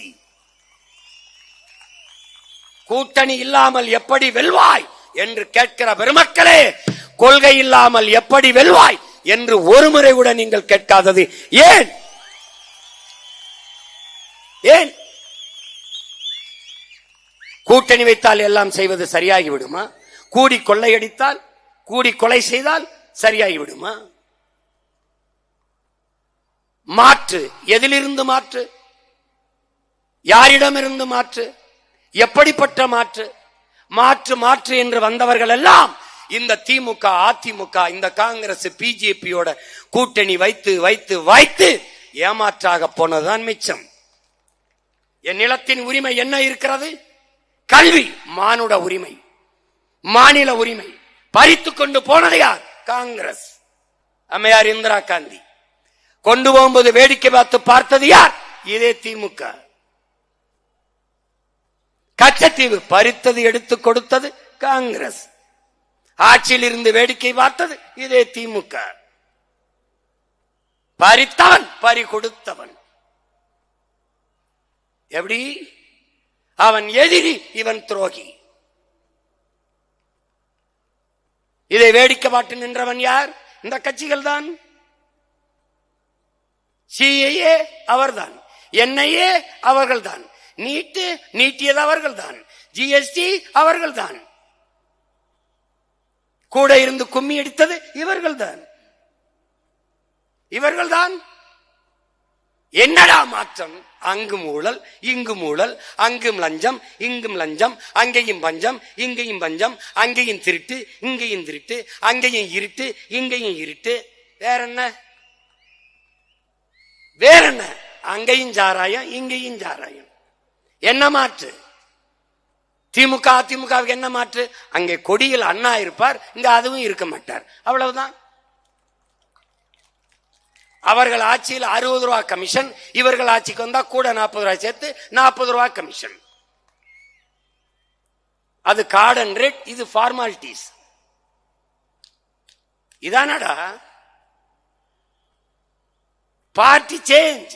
பாரதிய ஜனதா, காங்கிரஸ் வேறுபாடு, ஒரே ஒரு கொள்கையில் மாறுபாடு. நீட்டை கொண்டு வந்தது காங்கிரஸ், செயல்படுத்தியது பாரதிய ஜனதா.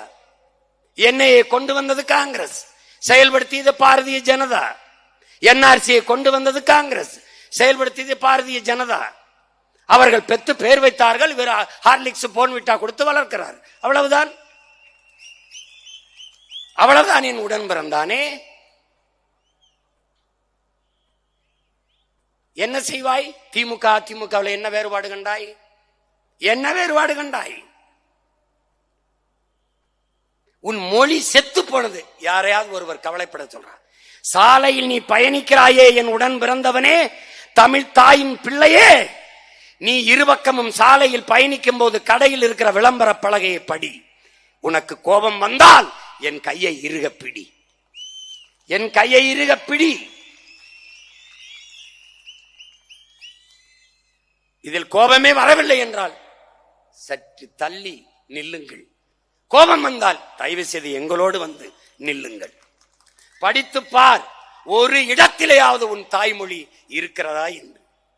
உன் கண்முன்னே உன் தாய் சிதைத்து அழிக்கப்பட்டு விட்டாளடா, அழிக்கப்பட்டு விட்டாள். உன் கண்முன்னே உன் இனம் கொன்றொழிக்கப்பட்டு விட்டது. உன்னால் ஒன்றும் செய்ய முடியவில்லை. உன் கண்முன்னே உன் வளங்கள் களவு போய் கொண்டிருக்கிறது. நாளெல்லாம் பொழுதெல்லாம் எங்கள் செல்வம் கொள்ளை கொண்டு போகவோ, நாங்கள் இங்கு சாகவோ, அழுது கொண்டு இருப்போமோ, ஆண் பிள்ளைகள் அல்லமோ, உயிர் வெல்லமோ என்று பாடு நான் பாட்டன் பாரதி. போய்விட்டது உன் செல்வங்கள். அவன் அடிமை இந்தியாவில் பாடினானடா, நீ விடுதலை பெற்ற இந்தியாவில் இருக்கிறாய். தர்மமே வெல்லும் எனும் சான்றோர் சொல் பொய்யாமோ, கர்ம விளைவுகள் யாம் கன்றதெல்லாம் போதாதோ என்று கதறினான். எங்கடா தர்மம் இருக்கிறது? எங்கே இருக்கிறது என் உடன் பிறந்தவனே? இந்த அரசியலை செய்யவா நீனும் நானும் பிறந்தோம்? நாம் எப்போது பிறந்தோம்? இதே நாளில், இதே நாளில் லட்சக்கணக்கான நம் இனத்தின் பிணத்துக்கிடையிலே பிரசவமான பிள்ளைகளடா நீயும் நானும். நம் தாய் தந்தையரின் கண்ணீரிலும் ரத்தத்திலும் கருக்கொண்ட பிள்ளைகளடா நாம். நாம் ஆள் மாற்றத்திற்கு, ஆட்சி மாற்றத்திற்கு வந்த ஆட்கள் அல்ல, அதற்கு வந்த அரசியல்வாதிகள் அல்ல. அடிப்படை அமைப்பு அரசியல் மாற்றத்திற்கு வந்த லட்சியவாதிகள், புரட்சியவாதிகள்.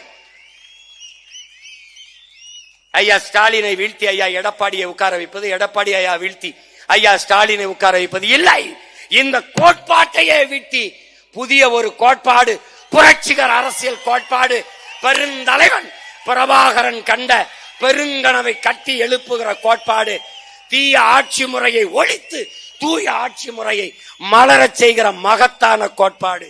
அதுதான் நாம் தமிழர் கட்சியின் லட்சிய கோட்பாடு.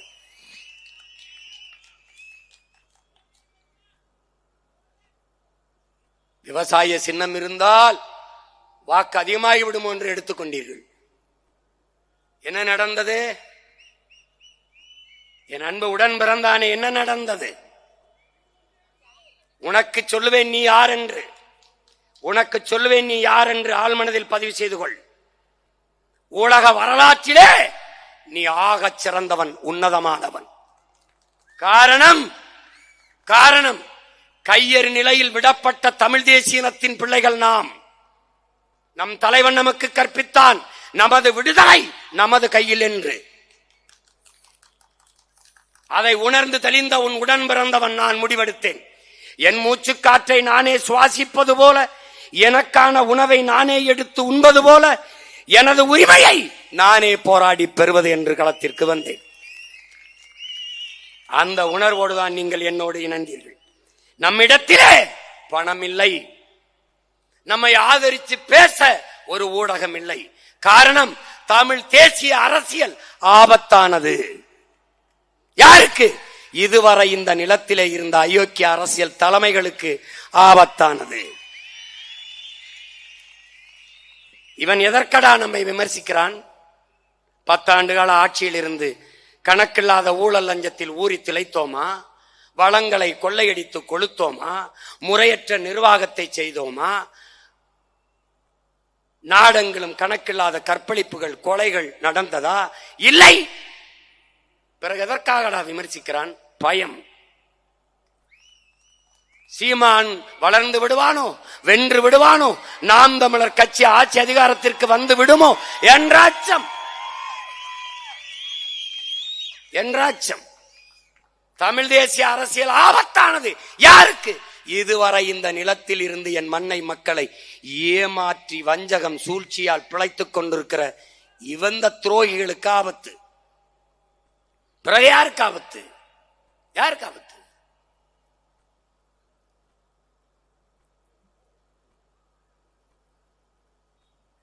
எது அரசியல்? எது நமக்கான அரசியல்? எதை செய்ய நாம் வந்தோம்? எதை செய்ய வந்தோம்? இந்த அரசு நிலத்தில் அரசியல் என்ன? போனஸ், மானியம், சலுகை, இலவசம், சாதி, மதம், சாராயம், பணம். இதை தவிர வேற ஏதாவது சொல், வேற ஏதாவது சொல் அரசியல் இல்லை. இங்கே செய்தி அரசியல் மட்டும்தான், செயல் அரசியல், சேவை அரசியல் இல்லை. இங்கே தேர்தல் அரசியல், கட்சி அரசியல் மட்டும்தான், மக்கள் அரசியல் இல்லை. நாம் பதவிக்காக வந்தவர்கள் அல்ல, நம் மக்களின் உதவிக்காக வந்தவர்கள். நாம் பணத்திற்காக வந்தவர்கள் அல்ல, நாம் பிறந்த பெருமை மிக்க இனத்திற்காக வந்தவர்கள். நாம் மக்களை வைத்து பிழைக்க வந்தவர்கள் அல்ல, அந்த மக்களின் உயர்வுக்காக உழைக்க வந்தவர்கள். இதை நினைவில் வைத்துக் கொண்டு நீ களத்திலே நிற்க வேண்டும். நீ யார்? கட்சி தொடங்கி இன்றோட 15வது ஆண்டு காலெடுத்து வைக்கிறது நமது கட்சி. முதல் 5 ஆண்டுகள் தேர்தல் களத்திற்கு வரவில்லை, மக்கள் களத்திலே நின்றோம். நன்றாக பார். 2016 234 தொகுதியிலே நிற்க ஆட்கள் இருக்கிறார்களா என்று கேள்வி பேசினார்கள். சீமானிடத்திலே முதலில் 234 பேர் இருக்கிறானா என்று கேள்வி பேசினார்கள். இரட்டை மெழுகுவர்த்தி என்ற ஒரு சின்னம், நான் கேட்ட சின்னம் எதையும் தரவில்லை. மயிலை கேட்டேன், தேசிய பறவை என்றார்கள். புலியை கேட்டேன், தேசிய விலங்கு என்றார்கள். அப்புறம் எதற்கு தேசிய மலரை பாரதிய ஜனதாவுக்கு கொடுத்தீர்கள் என்றேன். பதிலே இல்லை. காளை மாட கொடுங்கள் என்றேன், உயிருள்ள எதையும் கொடுக்க முடியாது என்றார்கள். அப்ப யானையை எதற்கு மாயாவதி அம்மையாருக்கு கொடுத்தீர்கள், சிங்கத்தை எதற்கு ஃபார்வர்டு பிளாக்கு கொடுத்தீர்கள் என்றேன். அது முன்னாடி நடந்து விட்டது என்றார்கள். உங்களுக்கு நான் பின்னாடி பிறந்ததன் பிரச்சனையா என்று கேட்டேன். பதிலே இல்லை. கடைசியாக போங்கள், உங்களுக்கு ஒரு சின்னம் தருகிறோம் என்றார்கள். இரட்டை மெழுகுவர்த்தி. ஓட்டுக்கு ஒத்த ரூபாய் காசு இல்ல, துண்டறிக்கை அடிக்க கூட காசு இல்ல, வயிற்றை நிரப்பிக்கொள்ள கூட வழி இல்லை. நடந்தோம் வேர்க்க விறுவிறுக்க ரத்தத்தை வேர்வையாக சிந்தி வீதி வீதியாக இவ்வளவு பெரிய படையும் அன்று இல்லை. வெறும் 4,50,000 வாக்குகள் தான். 1.1 விழுக்காடு, 1.1 விழுக்காடு தான். உலக வரலாற்றிலே என் உடன் பிறந்தவனே, பேரன்பு மிக்க என் பெற்றோர்களே, 1 விழுக்காடு வாக்கை பெற்ற ஒரு அரசியல் கட்சி உலகத்திலே உயிரோடு இருந்ததில்லை. இந்திய பெருநிலத்தில், குறிப்பாக தமிழ்நாட்டில் 1.1 வாங்கிய கட்சி இருந்ததில்லை. ஒன்று இறந்து போகும், இல்லது எவதோ ஒரு கட்சியோடு ஒட்டுக்கட்சியாக போய் நின்று 1 சீட்டு 2 சீட்டை வாங்கி கொண்டு நத்தி நக்கி பிழைக்கும்.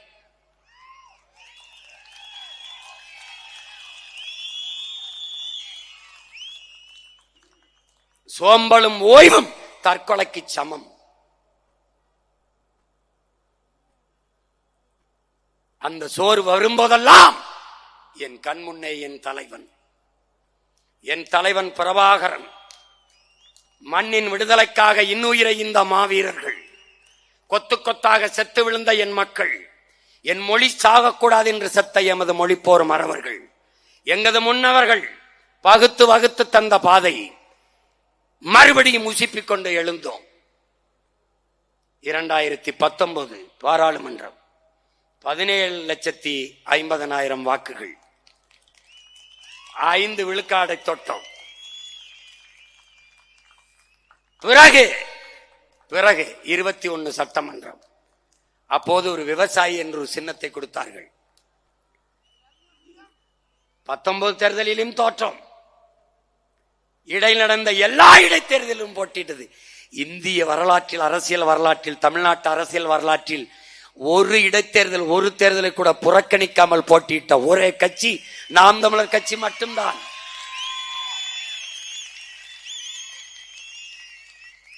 காரணம், தோல்வி எங்களுக்கு தோல்வி அல்ல, பயிற்சி.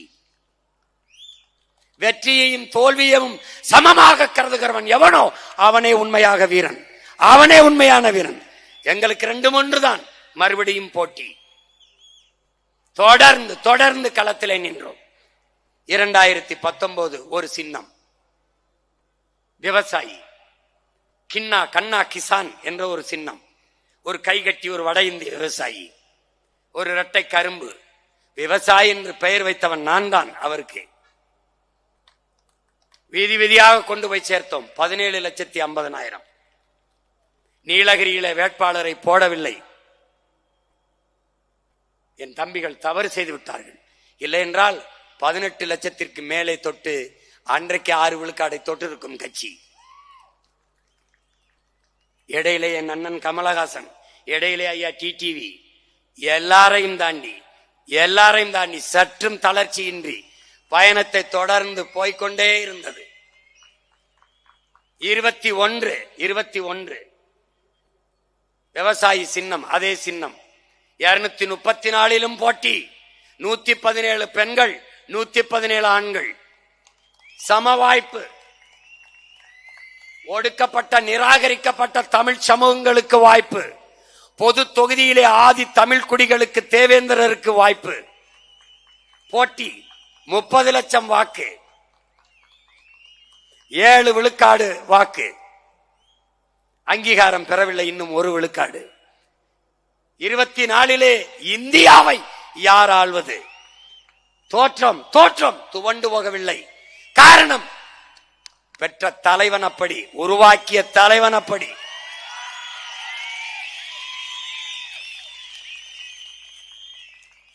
உருவாக்கிய தலைவன் அப்படி. மறுபடியும் களத்திலே 24 விவசாயி சின்னம் இருந்தால் சீமான் பெரிய வளர்ந்து விடுவான் என்று அஞ்சி என்னையே ரைட விட்டார்கள். ஏன்? எழுச்சி மிக்க இளைஞர் கூட்டம் அவன் பின்னால் திரள்கிறது. இளைஞர்களின் வீட்டிற்கு நாம் என்னையே ரைடை விட்டால், சோதனையை விட்டால், இளைஞர்கள் துணிந்து வந்தாலும் பெற்றோர்கள் எதற்கப்பா வம்பு, அவன் பின்னாடி போகாதே என்று தடுப்பார்கள் என்று தேசிய புலனாய்வு முகமையை ஏவி விட்டார்கள். என்ன நடந்தது? அதைவிட 1000 மடங்கு என் பிள்ளைகள் எழுச்சியோடு திரண்டு வந்து கொண்டிருக்கிறார்கள். கடைசியாக விவசாய சின்னத்தை எடுத்துக் விட்டார்கள். வேட்பாளர் அறிவிக்கும் வரை சின்னம் இல்லை. கடைசியாக ஒரு மைக்கை கொடுத்தார்கள். அந்த மைக்கை வைத்துக் கொண்டு ₹1 காசு இல்லாமல் என்னிடத்தில் கேட்டார்கள், இத்தனை வாக்கை எவ்வளவு செலவழித்திருப்பீர்கள் என்று. நான் எவ்வளவு செலவழித்திருப்பேன் என்று நீங்கள் சொல்லுங்கள் என்று கேட்டேன். ஒரு தலைவர் சொன்னார், ஒரு தொகுதிக்கு 3 கோடி செலவழித்திருப்பீர்களா என்று கேட்டார். நான் சிரித்தேன். என்ன சிரிக்கிறீர்கள்? நான் ஒரு தொகுதிக்கு 3 லட்சம் தான் செலவு பண்ணேன் என்று சொன்னேன். அவர் என்னை பார்த்தார், வியந்து பார்த்தார். என்ன இப்படி சொல்கிறீர்கள்? 3 கோடி ஒரு தொகுதிக்கு செலவு இருந்தால் நாட்டையே நான் 4 வருஷத்துக்கு முன்னாடியே வென்றிருப்பேன் என்று சொன்னேன்.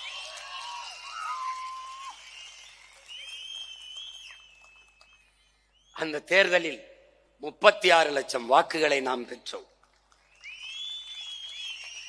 என் அருமை தமிழ் மக்களே, எங்களை பெற்ற பேரன்பு மிக்கலே, மான தமிழ் மக்கள் எல்லோரும் செத்து விடவில்லை என்று நீங்கள் நிரூபித்தீர்கள். உங்களை நம்பி நின்ற இந்த பிள்ளைகளை கைவிட்டு விடவில்லை. எளிய பிள்ளைகள் நாங்கள். முதல் அங்கீகாரம் பெற்ற கட்சியின் சின்னங்கள் தாமரை, கை, உதயசூரியன், இரட்டை இலை. முன்னாடி அங்கீகரிக்கப்படாத எனது சின்னம் மைக்கு 8வது பெட்டியிலே. எனக்கு கொடுத்த மைக் அங்கே இல்லை. அங்கே அந்த மைக்கு கீழே 2 பொத்தானை வைத்து விட்டார்கள். அந்த பொத்தான் பார்க்கும்போது சீப்பு போலே இருக்கிறது. அதை தேடி இந்திய நாட்டை யார் ஆள்வது? ஐயா மோடியா, அருமை சகோதரர் ராகுலா என்பதுதான் போட்டி. எளிய மகன் சீமானை தேடி, அவன் சின்னத்தை தேடி, 8வது பெட்டியிலே தேடி, இத்தனை ஆயிரக்கணக்கான கோடி பணத்தை தாண்டி, சாராயத்தை தாண்டி, சாப்பாட்டை தாண்டி, சாதி மதத்தை தாண்டி, மான தமிழ் மக்கள் 36 லட்சம் வாக்கை போட்டு தனித்த பெரும் கட்சியாக, மாநில அங்கீகாரம் பெற்ற கட்சியாக, இந்திய அரசியல் வரலாற்றிலே, தமிழக அரசியல் வரலாற்றிலே தனித்து நின்று ஒற்றை கட்சி மாநில உரிமம் பெற்ற கட்சியாக வளர்ந்திருக்கிறது என்றால் என் மக்களின் தமிழ் மக்களின் மதிப்புமிக்க வாக்கால் தான். என் முன்னாடி திரண்டிருக்கிற என் உயிர் உடன் பிறந்தார்கள், அவர்களுடைய உழைப்பில் தான் அந்த வெற்றி. எந்த கட்சியோடும் சேராது. 36 லட்சம் ஓட்டும் நீ எழுந்து சொல். உன் ஓட்டு, உன் உழைப்பின் ஓட்டு, உன் லட்சியத்திற்கான ஓட்டு, உன் கொள்கைக்கான ஓட்டு, நீ ஏற்றுக்கொண்ட தலைவன் பிரபாகரனுக்கான ஓட்டு என்பதை நீ நிமிர்ந்து துணிந்து சொல்.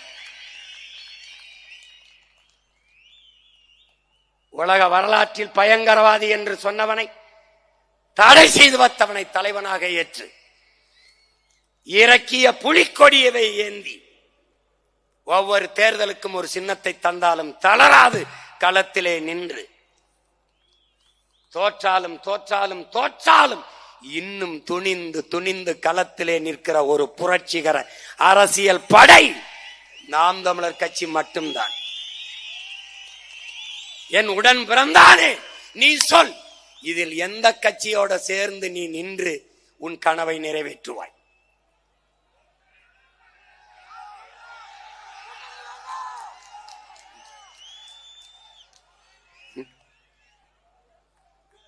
ஒன்றை நீ உணர்ந்துகள், நம்முடைய பயணம் நம் கால்களை நம்பித்தான்.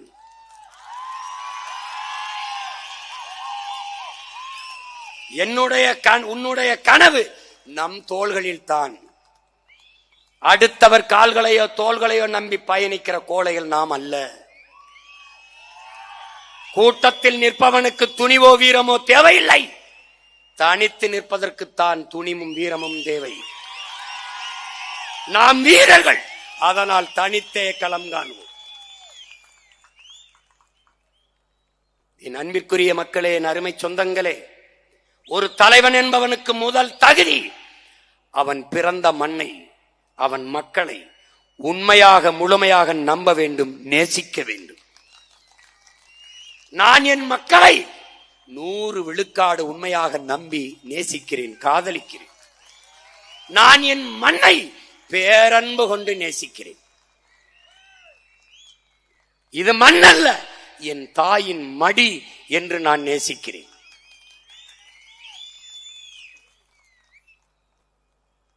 அதனால்தான் நாங்கள் தனித்து என்ற சொல்லை தவிர்க்கிறோம். 8 கோடி தமிழ் மக்களோடு இணைந்து லாவோட்ஸ சொல்கிறான், என் அன்பிற்குரிய தம்பி தங்கைகளே, மக்களிடம் செல், மக்களை படி, மக்களிடம் கற்றுக்கொள், மக்களிடம் இருந்து தொடங்கு. அவர்களிடம் என்ன இருக்கிறதோ அதை வைத்து தொடங்கு. அவர்களை தயார் செய், போராட தயார் செய். அவர்கள் வெற்றி அடைந்த பிறகு அவர்களை சொல்ல சொல், இந்த வெற்றியை நாங்களே அடைந்தோம் என்று. தலைவனே தேவையில்லாத ஒரு சமூகத்தை உருவாக்குவதுதான் ஆகச் சிறந்த சமூகம். தலைவனே இல்லாத போராட்டம் வெல்லுமா? வென்றிருக்கிறது சான்று சல்லிக்கட்டு போராட்டம், வென்றிருக்கிறது சான்று அரிட்டாப்பட்டி போராட்டம், வென்றிருக்கிறது. அதைத்தான் உங்கள் பிள்ளைகள் செய்ய நினைக்கிறோம். உங்கள் முன்னால் நிற்கிற நான், என்னை ஒருபோது இந்த மக்கள் தலைவராக பார்க்க மாட்டார்கள், ஏற்க மாட்டார்கள். ஏன்? அவர்கள் என்னை தலைவனாகவே பார்க்க மாட்டார்கள். தன் மகனாக பார்ப்பார்கள், தன் பேரனாக பார்ப்பார்கள், தன் பிள்ளையாக, தன் மாமனாக, தன் சித்தப்பனாக, தன் பெரியப்பனாகத்தான் பார்ப்பார்கள், நேசிப்பார்கள். கண்ணாடி முன்னாடி நின்றால் அவர்கள் முகத்தில் என் முகம் தெரியும், என் குரல் அவர்களுக்கானது என்றது அவர்களுக்கு தெரியும். இந்த மகன் எனக்காக பேசுகிறான், என்னுடைய வலியை தன் மொழியிலே பேசுகிறான், எனக்கு இருந்த கோபத்தை அவன் ஆவேசமாக வெளிப்படுத்துகிறான். அப்படித்தான் என் மக்கள் நேசிப்பார்கள். ஏன்? நாம் அந்த மக்களிடம் இருந்து அந்த மக்களுக்காக வந்தவர்கள். நாம் வானத்திலிருந்து வந்து இறங்கியவர்கள் அல்ல, அவர்கள் வயிற்றிலிருந்து வந்தவர்கள். அதனாலேதான் அதனாலேதான் எந்த சமரசம் இல்லாமல் மக்களுக்காக, மக்களிடம் இருந்து அந்த மக்களுக்காக வந்த பிள்ளைகள் மக்களை நம்பி களத்திலே நிற்கிறோம். 5 முறை 4 முறை பொது தேர்தலில் தோற்று, பல முறை இடைத்தேர்தலில் தோற்று, 2 முறை ஊரக உள்ளாட்சி தேர்தலில் உள்ளக தேர்தலில் தோற்று ஒரு கட்சி 5வது முறையும் களத்திலே தனித்து நிற்கப் போகிறது என்றால் அது இந்திய அரசியல் வரலாற்றிலே அது நாம் தமிழர் கட்சி மட்டும்தான். எந்த சமரசமும் இல்லை. என் மக்களோடு சேர்ந்து என் மக்களுக்காக இந்த 2026 படைப்போம் புதிய அரசியல் வரலாறு என்ற லட்சியத்தை முன்வைத்து நீங்கள் பறித்துக் கொண்ட அதே விவசாயி சின்னத்திலே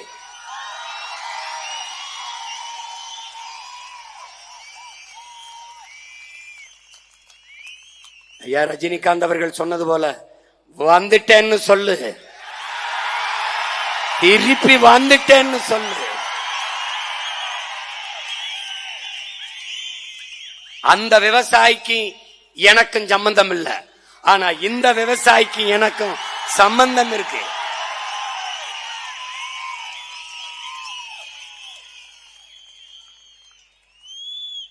என் என்ன மட்டும் சின்னம் இல்ல, சின்னமே நான் தான்.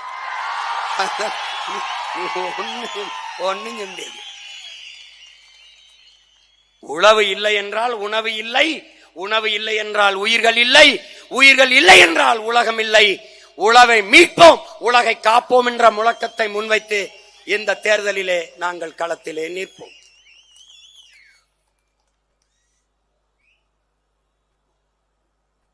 அறிவார்ந்த தமிழ் சமூக மக்கள் ஆகச் சிறந்த சமூகம் படைக்க காத்திருக்கிறோம். என் அன்பு பிள்ளைகளே, ஒரு தேசத்தில் மருத்துவ படிப்பிற்கு மதிப்பு இருக்கிறது என்றால் அந்த நாடு நோயாளிகளை அதிகம் பெற்றிருக்கிறது என்ற அர்த்தம். ஒரு நாட்டில் காவல்துறைக்கு அதிக மதிப்பு இருக்கிறது, அஞ்சுகிறார்கள் மக்கள் என்றால் அந்த சமூகம் குற்றச் சமூகமாக மாறிக்கொண்டிருக்கிறது என்ற அர்த்தம். நீதிபதிகள் கடவுளாக போற்றப்படுகிறார்கள் என்றால் அந்த நாட்டிலே குற்றம் அதிகரித்துக் கொண்டிருக்கிறது என்ற அர்த்தம். ஒரு நாட்டிலே ஆசிரிய பெருமக்களுக்கு என்றைக்கு மதிப்பு இருக்கிறதோ அன்றைக்கு அந்த சமூகம் அறிவார்ந்த சமூகமாக மாறிக்கொண்டிருக்கிறது, வளர்ந்து கொண்டிருக்கிறது என்று அர்த்தம்.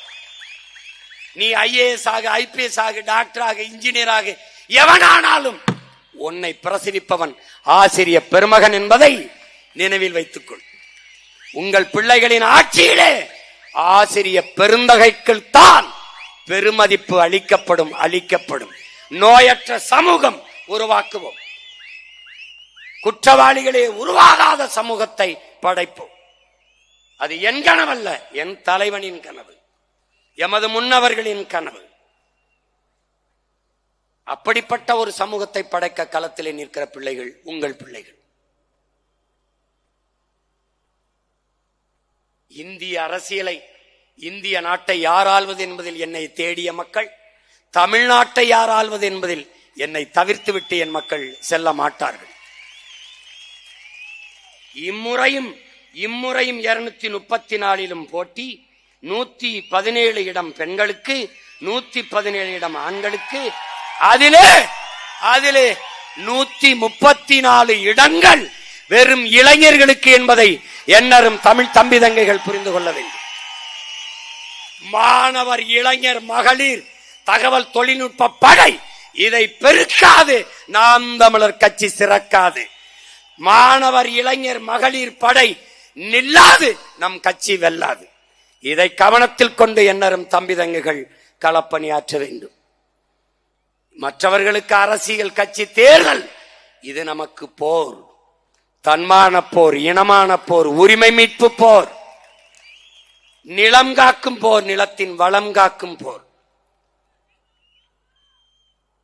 இவர்களிடம் இருந்து நம் மண்ணை, மக்களை மீட்க காக்க நாம் தொடுக்கிற புரட்சிகர அரசியல் போர்.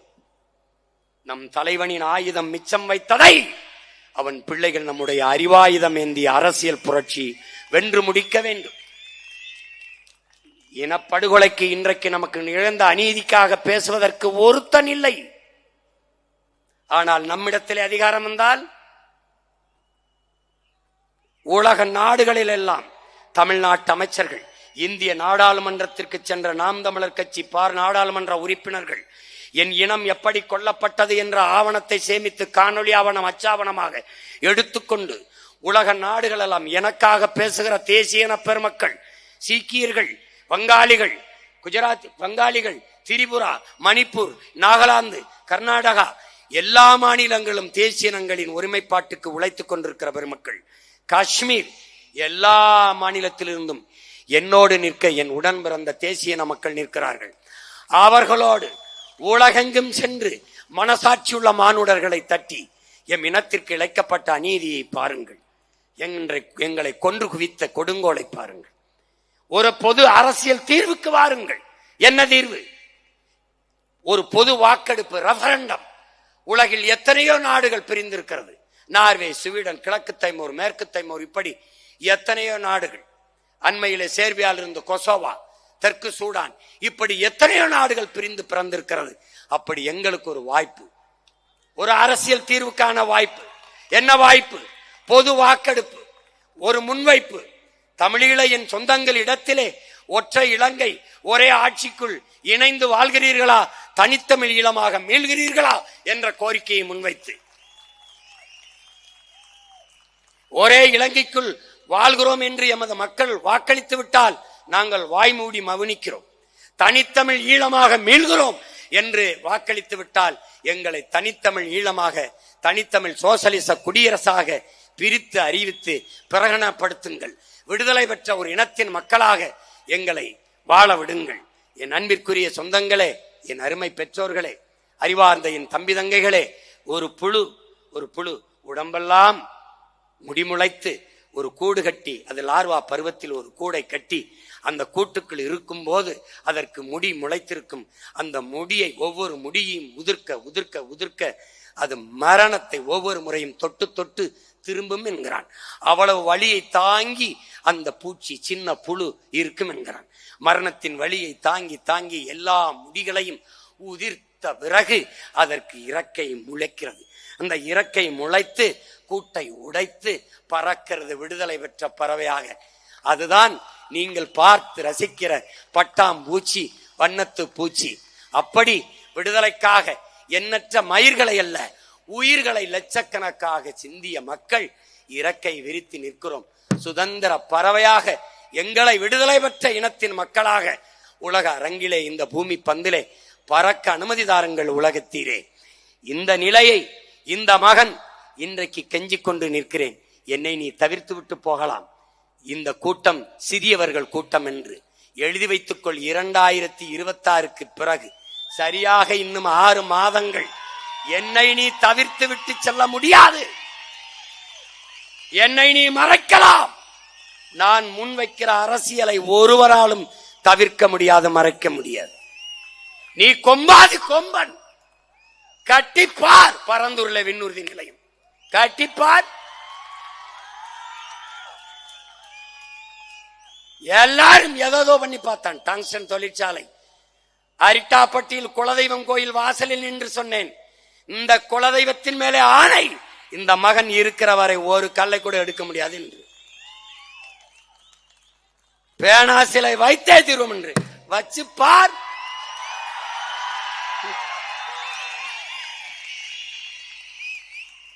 படையில் எத்தனை வீரர்கள் என்பதை பொறுத்தல்ல வலிமை, படையில் எத்தனை வீரர்கள் ஈடுபாட்டோடு இருக்கிறார்கள் என்பதுதான் படையின் வலிமை.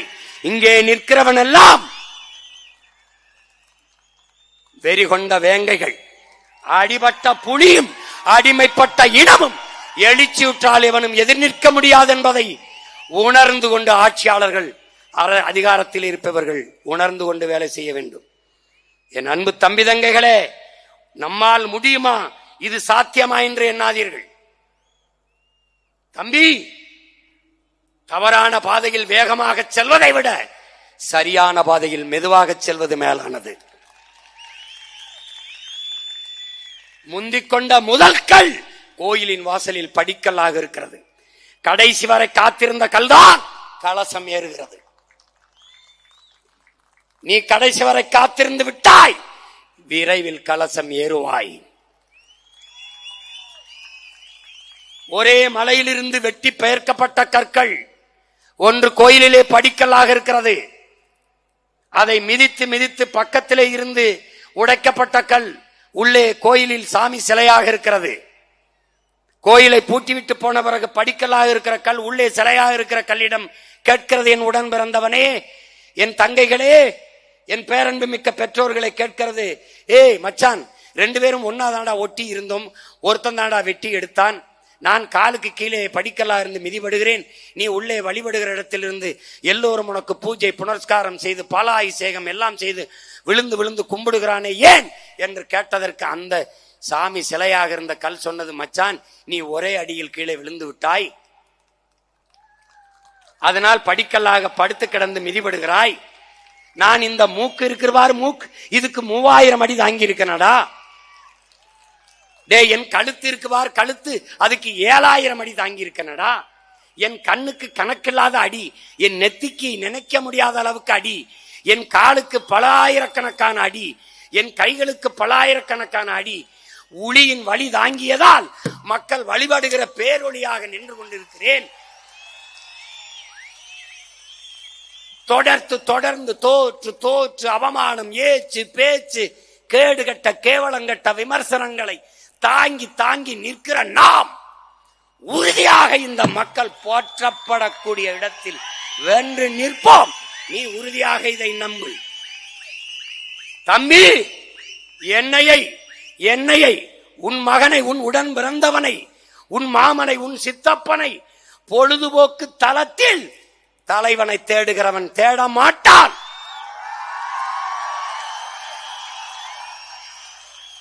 போராட்ட களத்தில் தனக்கான தலைவனை எவன் தேடுகிறானோ அவன்தான் உன் மகன், உன் உடன் பிறந்தான் என்னையை தேடுவான். காற்றடிக்கும் திசையெல்லாம் பறக்கிற பதர்கள் நம் வாக்காளர்கள் அல்ல. புயலே அடித்தாலும் அசையாது அதே இடத்தில் கிடக்கிற வீரிய மிக்க விதை நெல் மணிகளே நம்முடைய வாக்காளர்கள். நான் ஒரு விதை நெல், நீ ஒரு விதை நெல். என் அன்பு பிள்ளைகளே, என் அருமை பெற்றோர்களே, பேரன்பு மிக்க என் தம்பி தங்கைகளே, ஒரு நெல்லடா ஒரு நாற்று, ஒரு நெல் ஒரு நாற்று. அந்த ஒரு நாற்றை எடுத்து நடுகிறோம், ஒற்றை நடவு. அதைத்தான் ஒற்றை வைக்கோல் புரட்சி என்று மாசானுகோ புக்காக்கோ சொல்கிறான். நம்முடைய பெரிய தகப்பன் நம்மாழ்வார் அதைத்தான் சொல்கிறார், ஒற்றை நாற்று நடவு, ஒரு நாற்று. அந்த நாற்று 80 நாற்றாக மாறுகிறது, 100 நாற்றாக மாறுகிறது, வெடித்து வெடித்து. என்னுடைய தம்பி சிவராமன் உருவாக்கி கொண்டிருக்கிறான் நம்முடைய அப்பா வழியிலே. ஒரு நாற்றை நட்டால் 100 நாற்று. நினைத்து பாரடா, ஒரு கதிரில் 20 நெல்மணிகள் என்றாலும் 100 நாற்றில் 2000 நெல்மணிகளடா. நீ விதைத்தது ஒரே நெல்லை, அது விளைவித்தது 2000 நெற்களை.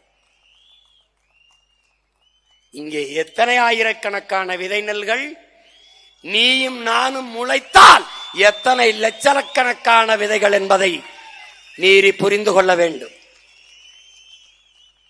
விதைத்தவன் உறங்கினாலும் விதை உறங்காது என்கிறான் பிடல் காஸ்ட்ரோ. இங்குதான் விதைத்தவனும் உயிரோடு இருக்கிறான், உறங்கவில்லை, விதைகளும் உறங்கவில்லை, முளைத்துக் கொண்டே இருக்கிறது. விழுவதெல்லாம் அழுவதற்கல்ல, எழுவதற்கே. வீழ்வதல்ல தோல்வி, வீழ்ந்தே கிடப்பதுதான் தோல்வி.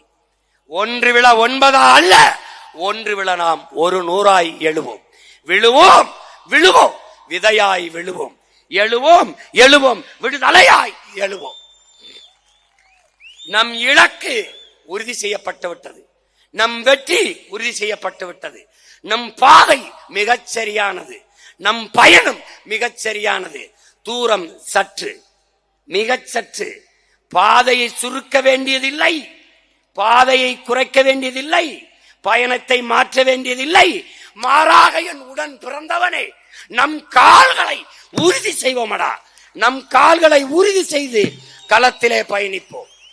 அடுத்தவன் தோள் மேலே ஏறி நின்று நான் உயரமானவன் என்று காட்டுவதை விட தனித்து நின்று நான் உண்மையான உயரத்தை காட்டுவது மேலானது. விடுதலை பெற்ற இந்தியாவின் முதல் பிரதமர் ஐயா நேரு அவர்கள் பேசியது, என்றாவது ஒரு நாள் தோற்க போகிற ஒரு கோட்பாட்டை ஏற்று அதன் வெற்றிக்காக இன்று நான் பாடுபடுவதை விட என்றாவது ஒரு நாள் வெல்லப் போகிற ஒரு கோட்பாட்டை, தத்துவத்தை ஏற்று அதற்காக நான் போராடி தோற்று போவதையே மேலானது என்று அவர் பேசியது நமக்காகத்தான். ஒன்றை நீ கவனித்துக்கொள், நமது முன்னவர்கள் தற்காலிக தோல்விக்காக நிரந்தர வெற்றியை இழந்தவர்கள். நாம் அதை போல தற்காலிக வெற்றிக்கு நிரந்தர தோல்வியை, தற்காலிக தோல்விக்கு நிரந்தர வெற்றியை நான் தழுவ தயாராக இல்லை. தற்காலிக வெற்றிக்காக நிரந்தர தோல்வியை தழுவ தயாராக இல்லை.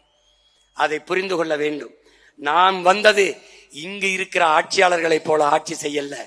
நம்மருமை தலைவன் கண்ட கனவை இந்த நிலத்தில் நிறைவேற்றி காட்ட, நமது முன்னவர்கள் அறத்தின் வழி நின்ற ஆட்சி செய்த அந்த ஆட்சி முறையை இந்த நிலத்தில் நிகழ்த்தி காட்ட நாம் களத்திலே நிற்கிறோம். எனவே அறிவார்ந்த தமிழ் சமூக மக்கள், என்னரும் தம்பி தங்கைகள், தோல்வி அல்ல என் உடன் பிறந்தானே. தோல்வி நிலையென நினைத்தால் மனிதன் வாழ்வை நினைக்கலாமா? வாழ்வை சுமை என நினைத்து தாயின் கனவை மீதிக்கலாமா? உரிமையை இழந்தோம், உடமையும் இழந்தோம், உணர்வை இழக்கலாமா? உணர்வை கொடுத்து உயிராய் வளர்த்த கனவை மறக்கலாமா?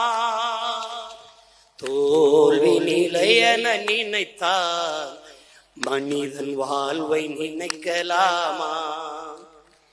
விடியலுக்கில்லை தூரம், விடியும் மனதில் இன்னும் ஏன் பாரம்? உன் நெஞ்சம் முழுவதும் வீரம் இருந்தும் கண்ணில் இன்னும் ஏன் ஈரம்? உரிமையை இழந்தோம், உடமையை இழந்தோம், உணர்வை இழக்கலாமா? உணர்வை கொடுத்து உயிராய் வளர்த்த கனவை மறக்கலாமா? யுத்தங்கள் தோன்றட்டும், ரத்தங்கள் சிந்தட்டும், பாதை மாறலாமா? ரத்தத்தின் வெப்பத்தில் லட்சங்கள் வேகட்டும், கொள்கை சாகலாமா? உரிமையை இழந்தோம், உடமையை இழந்தோம், உணர்வை இழக்கலாமா? உணர்வை கொடுத்து உயிராய் வளர்த்த கனவை மறக்கலாமா? ரத்தங்கள் சிந்தட்டும், யுத்தங்கள் தோன்றட்டும், பாதை மாறலாமா? ரத்தத்தின் வெப்பத்தில் லட்சங்கள் வேகட்டும், கொள்கை சாகலாமா? உரிமையை இழந்தோம், உடமையை இழந்தோம், உணர்வை இழக்கலாமா? உணர்வை கொடுத்து உயிராய் வளர்த்த கனவை மறக்கலாமா? ஒப்பற்ற தலைவன் பெருமாவீரன் பிரபாகரன் அவர்கள் சுமந்த கனவை சுமந்து நிற்கிற பிள்ளைகளே, புரட்சி எப்போதும் வெல்லும். நமது வெற்றி நாளை அதை சொல்லும். இம்முறையும் எவரோடும் கூட்டணி சேராது, தனித்தே நாம் தமிழர் கட்சி களத்திலே நிற்க இருக்கிறது. சீபா ஆதித்தனாரை பார்த்தோம், சிவன் மாப்போசியை பார்த்தோம் என்றார்கள். அவர்கள் சீமானை பார்த்ததில்லை, இந்த களத்திலே பார்ப்பார்கள். என்னரும் தமிழ் சொந்தங்களே, உலகெங்கும் வேர்பரப்பி வாழும் என் அருமை தமிழ் மக்களே, எளிய பிள்ளைகள் உங்கள் பிள்ளைகள் எங்களுக்கு வலிமை தர உங்கள் கைகளை எங்களுக்கு தந்து வலிமை மிக்க அரசியல் படையாக மாற்றுங்கள். அறிவார்ந்த தமிழ் சமூக மக்களே, நம் இலக்கு ஒன்றுதான், இனத்தின் விடுதலை. இனம் ஒன்றாவோம், இலக்கை வென்றாவோம். தமிழ்தாய் வாழ்க, தலைவர் பிரபாகரன் வாழ்க, நாம் தமிழர்.